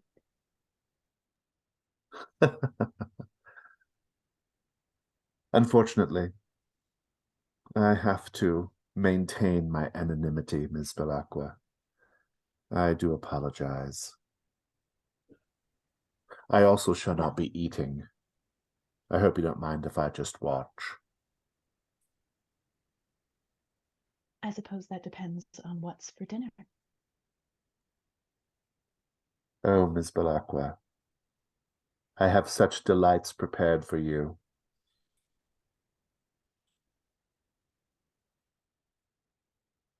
Thank you, by the way, for the book. I hope that it'll prove useful. You Where don't on have to earth go did you very go? far before you discover its significance. Just the first few chapters, really. Well, yes, I did skim a little bit on the ride. I just thought that perhaps, I mean, where on earth did you find such a thing? You know, nothing in the second half of it's true, right? Well, nothing in the first half of it actually happened. Well, not as it was written down. But perhaps this is something we can discuss later, Ms. Belacqua. Dinner is just here. And the servants bring in some cloche-covered dishes. I make feisty and somewhat off-putting dinner conversation, and he's utterly charmed. They lift the cloches, and there's beautiful, game meats and other things, and roasted vegetables laid out. He's not eating, but he has a plate of food, and he just looks at it, and splendid. But that'll do for me. As you begin eating, I assume. Small, very small bites of food. I do think that I might ask, well, I hope this isn't too impertinent for dinner conversation, but if you do not partake in this pleasure, are there others that, besides your opium, of course, I assume that's a primary need? I very much enjoy walking under the light of the moon. Listen to me, being so poetic.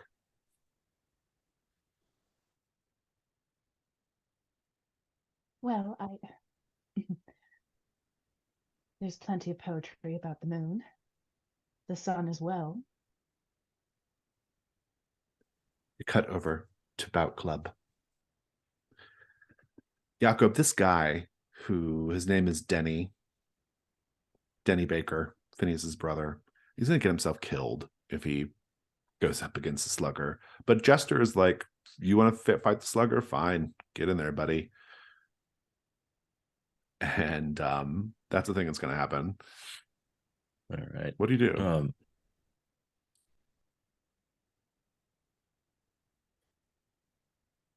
Danny, I feel like I've had a little bit of success watching other fisticuffs and then coaching people. Why don't we watch a round or two? Like let someone else go up against the Shoreditch Slugger first. No, are you calling me a coward? Are you saying I can't handle it? I'm giving you some tips. You deserve your vengeance. I'm not a coward. My mother didn't raise a coward. Right. Didn't raise two cowards for that matter. Right. And now one of those people who's not a coward is dead. And he was my brother. Right. But did your brother have a strategy, a plan? Let's make a plan. Let's watch. I don't need a strategy to beat him. I just need I just need this and this and this and this. If you haven't put a name to those fists yet, you want to back off and give them names. You got to have your strategy, man. Like, they have names. He those pushes you fists? aside and walks towards the center of the ring. Meanwhile, Man. Dominic, you see this commotion. You can ignore it as you wish, or or not. But what are you doing right now, Dominic? I want to find the Shoreditch Slugger. Let's have a chat.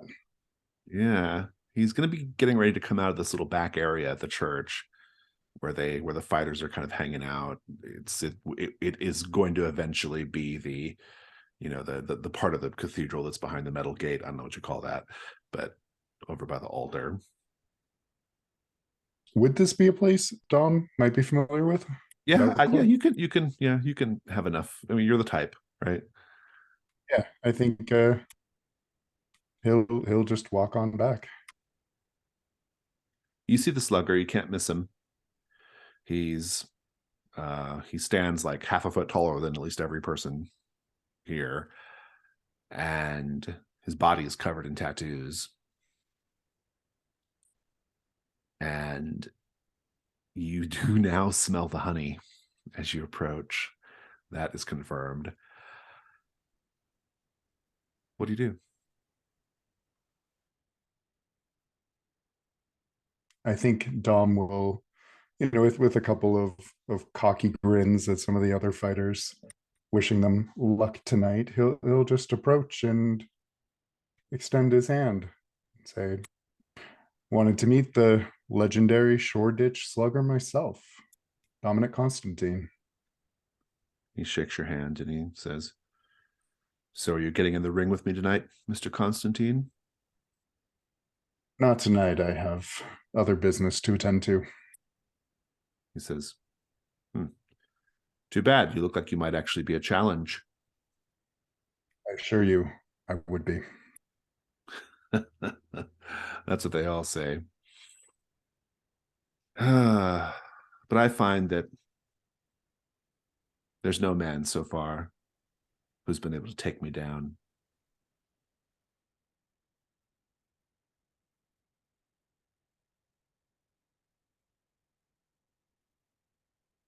Dominic's going to, oh gosh, I am bloodthirsty.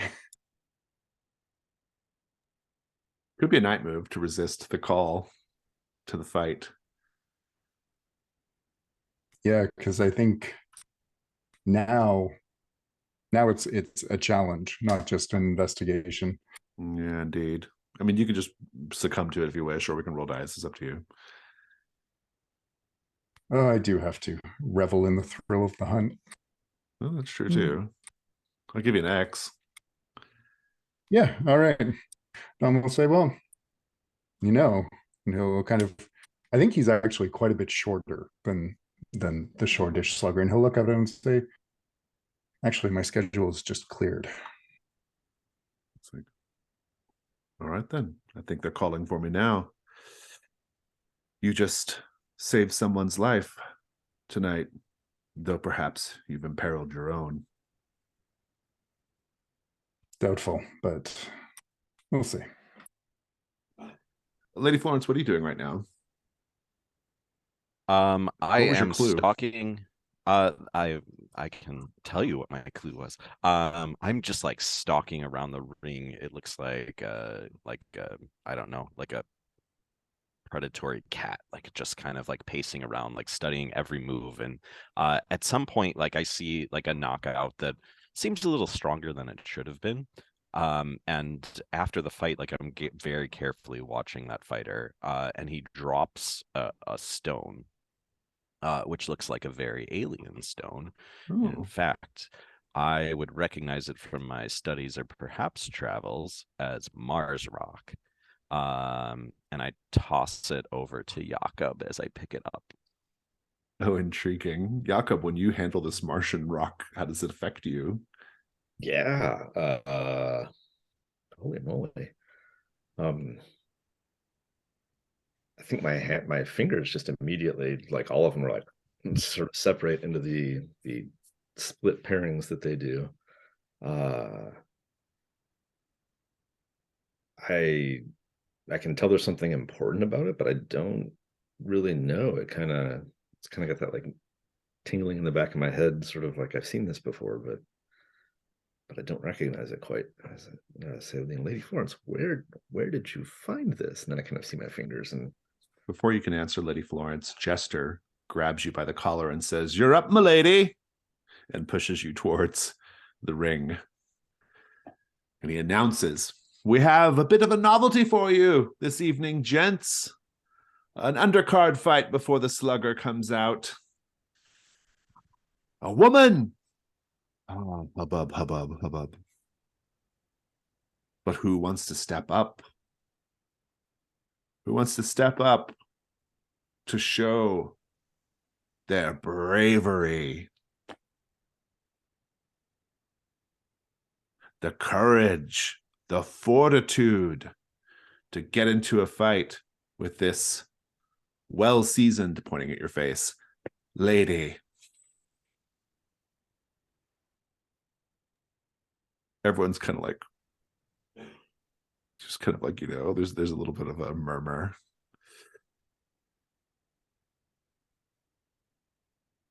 And then you hear in the distance over the crowd, "I'll take that match."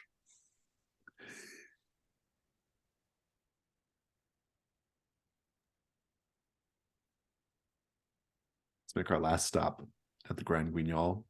Ben, please describe Act 3, in which Daniel engages in a desperate action to get what he wants. The final moment, just before the curtain falls, should be very, very bloody. Daniel has broken into the house of his love and confronted Dahlia's father at dinner. And as they yell at each other, Daniel grabs a knife off the table, grabs the father's arm, and spins himself so that the man's hand is holding the knife at his own throat. And he says, "Allow me the hand of your daughter, or I will forever sully yours." And the father says, "You underestimate my ability to wash my hands, my son."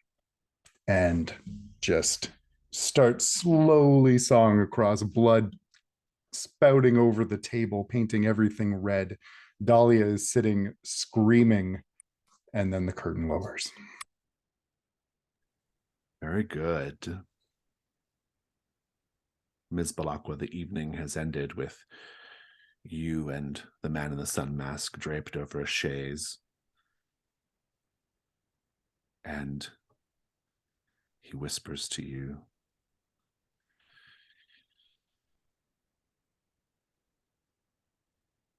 "Miss Balakwa,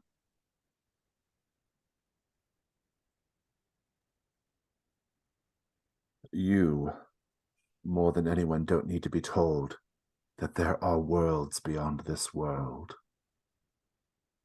There is, in fact, a world just beyond the Vale of London. It's like our own world, but it is ancient, impossibly ancient. It's a world where the sun is new, where old spirits and old gods play and make war with each other. I have seen it with all my eyes. It is magnificent and terrible and bloody and every other awful, wonderful thing you can imagine. I would like to take you there, Miss Balakwa."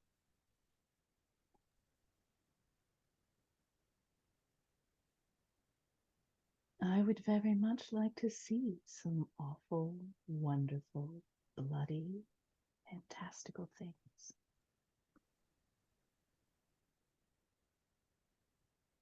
Good. We shall schedule a second date as soon as our schedules allow. Yes, perhaps someplace Forgive me. I know that you were very keen to show me your status, but this doesn't really suit either of us, I don't think. Someplace a little more inconspicuous next time. I'll let you choose the venue for our romance. Delightful. Under the moon, then. The first fight there's been fights going on, but Lady Florence, this is the fight you're doing with Admiral Flagg. He's got his sort of like officer trousers on, but no shirt or coat, just his undershirt. And even though he's an older man, he's still pretty thick with kind of ropey muscle. And he says, "Fear not, Lady Florence, I shall go easy on you." Oh, give me your all, Flag. Yes, very well. Now, do you understand the basic science of boxing, Lady Florence? Can I The just sock him? psychology of it. You hit him. Do you just swing and hit him? Yeah. Okay, good. I like it. Let's do the night move. Your fight with Admiral Flagg. What are you afraid is going to happen if you fail? Oh, I mean, honestly, the shame of losing a fight to Flag would be quite a lot for Lady Florence to deal with.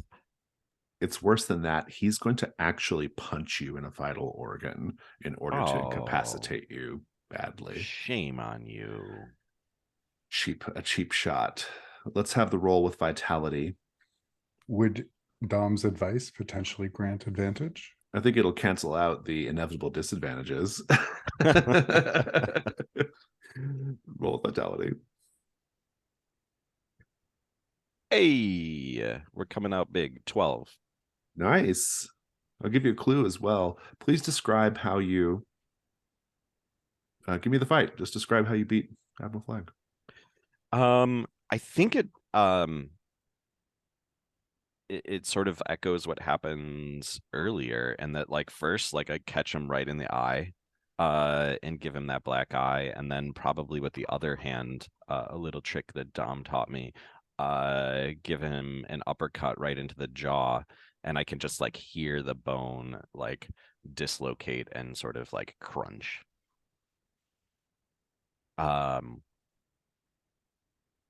Yeah, I'm kind of curious how he responds to the opening volley here.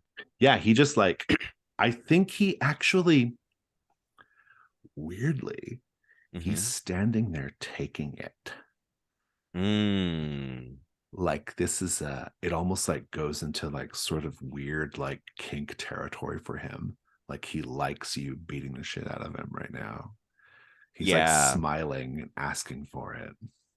So I think I also then like I like pick up on that and like just like slip out my leg in back of his ankle and just like trip him up and like take him down to the ground, because I want no part of like just pummeling him if he's getting off on it.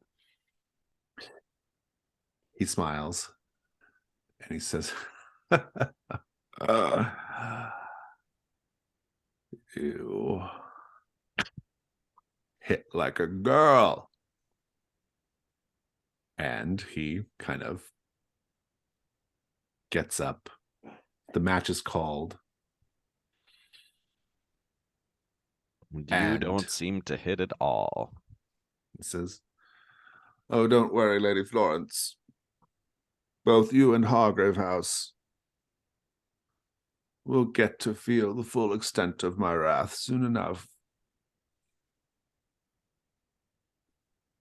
Well, you'll have to do a lot better than you did tonight, Admiral. And I'm going to give you a clue.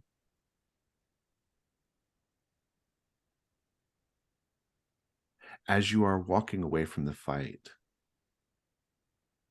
you see a group of the men are there with a priest, and they're all taking a vow of celibacy. What a strange thing.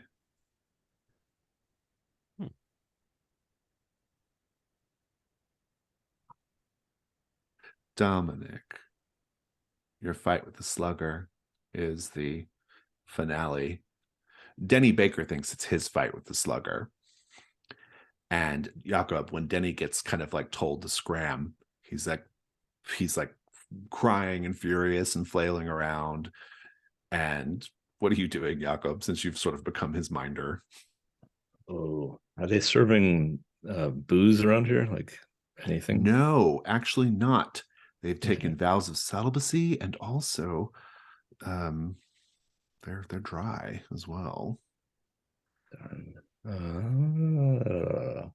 Um, man, I was gonna try and like convince him to go have a beer and like get him more drunk. That's what makes his drunkenness unusual, because he's the only one, right? Right. I'll put my arm around his shoulder and try to like kind of keep like circling the group, like almost walk it off kind of idea, but keep him distracted. Dominic, you can't win the fight, but you can have a decent showing or a really bad showing. What are you afraid is going to happen if you lose really badly?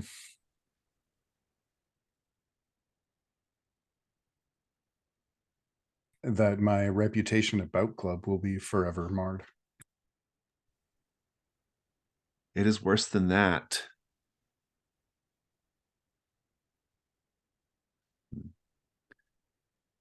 It is worse than that.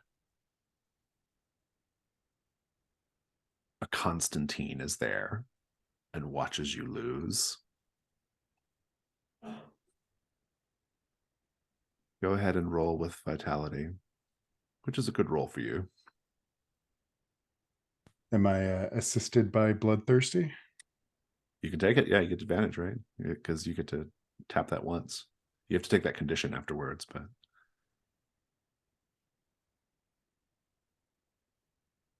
that's 12. very wait, good. with vitality, that's 15. 15. Oh, geez. You still don't win the fight. You just lose very gracefully. You put up a good fight. What does it look like? I think Dom uses his speed and his expertise to his advantage, and maybe showboats a little, not for the crowd, but for the slugger. He's making eyes at him and ducking when at the last possible moment. And he says, but when they're maybe in a bit of a clench, he says, there are other ways we could end this night.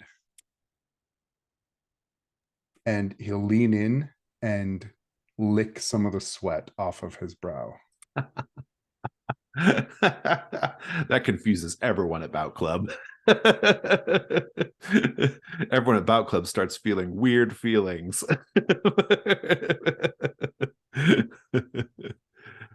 Good. But then I think at the end, he'll take just a real clean liver shot and drop to his knees. And he'll be looking up at the slugger to see if the eyes are glowing. At his eyes, yeah. For your bonus, I'm going to give you, for 12 plus, I'm going to give you a mastermind clue, actually. From your vantage point, you can see that the ceiling of this in construction cathedral is being painted with the image of a chimera, a lion wrapped with a snake tail and goat hooves. That concludes the night phase. Brian, I know you have to go in a few minutes, so you can just take off whenever you need to, but let's go ahead and go to the dawn. The beautiful dawn. We love the dawn. No threat was resolved, so we won't do that. But let's go ahead and do dawn questions. We're not getting the first two. However, you might have gotten an echo in the night. Lady Florence, did you get an echo in the night? Actually, let's just do all of Jakob's, since Jakob has to go. Jakob, did you get an echo in the night? was aiming for the aprons on the pegs and the shirts. Oh yeah, good. Yeah, I'll take that. Did you go on and on about your bucolic life? Yes, you did. Did you Definitely. stick up for yourself? Did you stick up for yourself when you're I being got bullied? bullied, but didn't really get a chance to get. Yeah, no, if you get stuck up for yourself. Yeah, back. Right. Yeah. yeah, but you got 2 there, so that's okay. It'll make my future sticking up much more poignant whenever I've been bullied several times. Indeed, indeed. That's how that's supposed to go, right? Okay, Lady Florence, did you get an echo in the night? I wasn't really going for it. Yeah. Did you leverage your social status to gain the upper hand? I think it is kind of how I was playing the failure on I think so. the roll, right?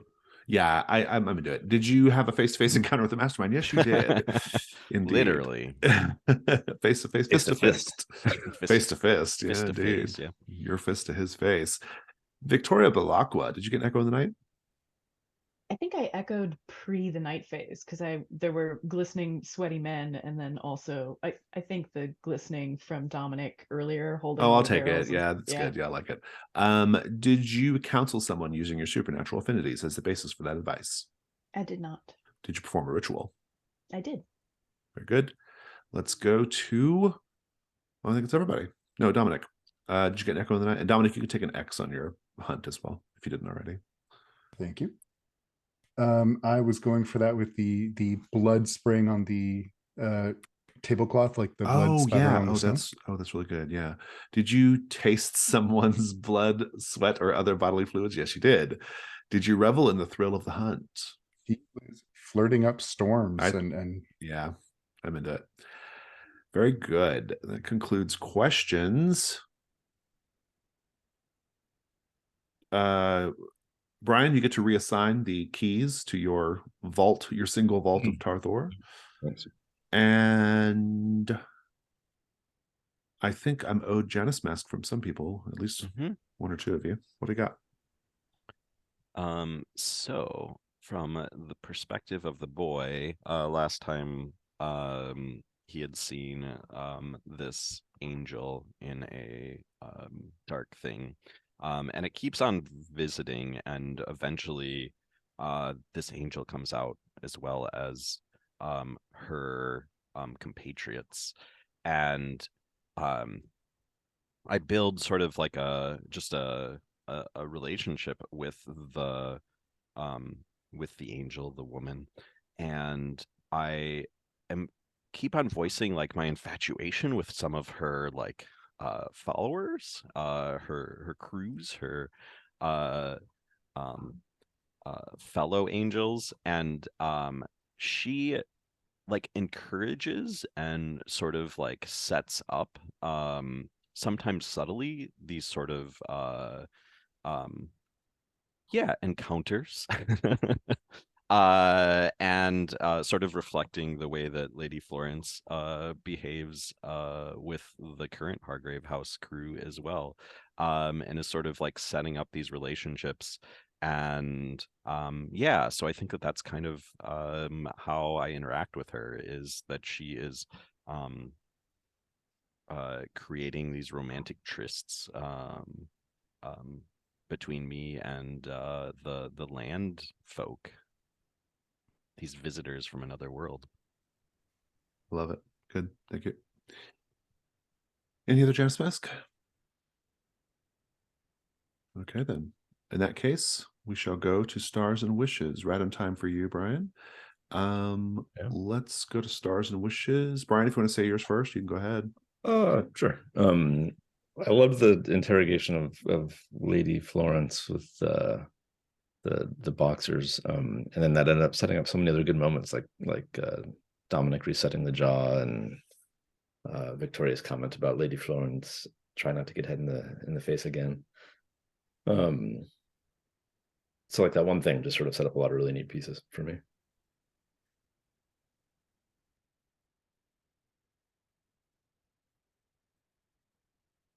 Yeah, I agree completely. I had a great time. This was a really, really fun session. It was a really fun reintroduction to our Hargrave House hunters.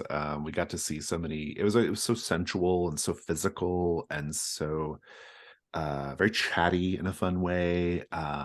Lots happened. Like we had the whole Fagin, you know, and the orphans situation. We had all the stuff with the Man in the Sun mask, all the stuff with Bout Club. Like, it was a really, really just packed session. It all felt really good. So yeah, just overall really, really pleased with how it all went. Everyone did a really good job with Paint the Scene today. Paint the Scene was really, really sharp today. Yeah, those are my initial thoughts.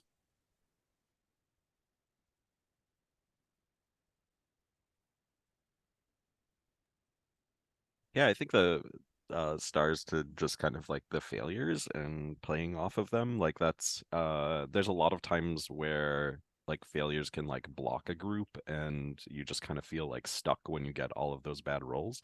And I think the way that we were like playing off of that, and maybe it's just everybody was kind of in the zone, you know, to Paint the Scene being an example of that, like that we were able to like turn those failures even when we weren't pushing them up to the next level and using masks into something that sort of like drove the story and the narrative forward. So that was really fun. Like that's always really exciting. Like when failure is fun in especially in PBTA, right? That's what it really savors. So that said, a wish would be some more successes in the future. And then yeah, like I'm also starting to have fun like infusing and some of these like meta narrative things that we're building, and then as well as um yeah, pulling more of like what's the sort of mundane things that are happening with our characters and trying to pull them back into that like bigger meta narrative. So wishing for more opportunities to do that, which I'm sure will happen given how this group plays. I have an early star. There was a moment at the Dog and Whistle where, Jason, you were voicing the bartender who was decidedly trying to use really extravagant language with Dom. Just the like, uh, oh, I'm trying to think, conversate and like you wouldn't, you know, go to this establishment, blah, blah, blah. That was really charming. Like that came through really clear. I One of my goals from the holiday stuff was to check more masks because I really want to dig into where Victoria's coming from. But I didn't see it as like a bad thing to like go to the palace and have dinner with the Man in the Sun mask. That also seemed like a pretty excellent way to spend an evening. So no regrets there, just more wishes for more masks. So while I enjoy succeeding, would rather fail the next couple of just to push that along a little bit. Um, Dominic, you're hot and heavy flirting into manual labor, into the like, yeah, but not right now. Like that whole off-putting situation for you kind of led into like from sexual frustration into bloodlust, into not really requited bloodlust. You just had a really frustrating time of it, and it was fun to watch for the rest of us. And then Lady Florence, I mean, I want to punch you in the face, and I'm not even there. So I feel like all of that haughtiness is really going to lean into some dead-eyed narratives about the state of the world in the future, and you're just setting that up pitch perfect, really. And again, Jakob, his like naivete and how he kind of stumbles into the, well, these are children. It's probably fine. For all we know, the lurker was one of those children beating up. So it's really, God, yeah, it's a lot of fun. I just really enjoyed seeing how Flag keeps popping up. He feels like a much more present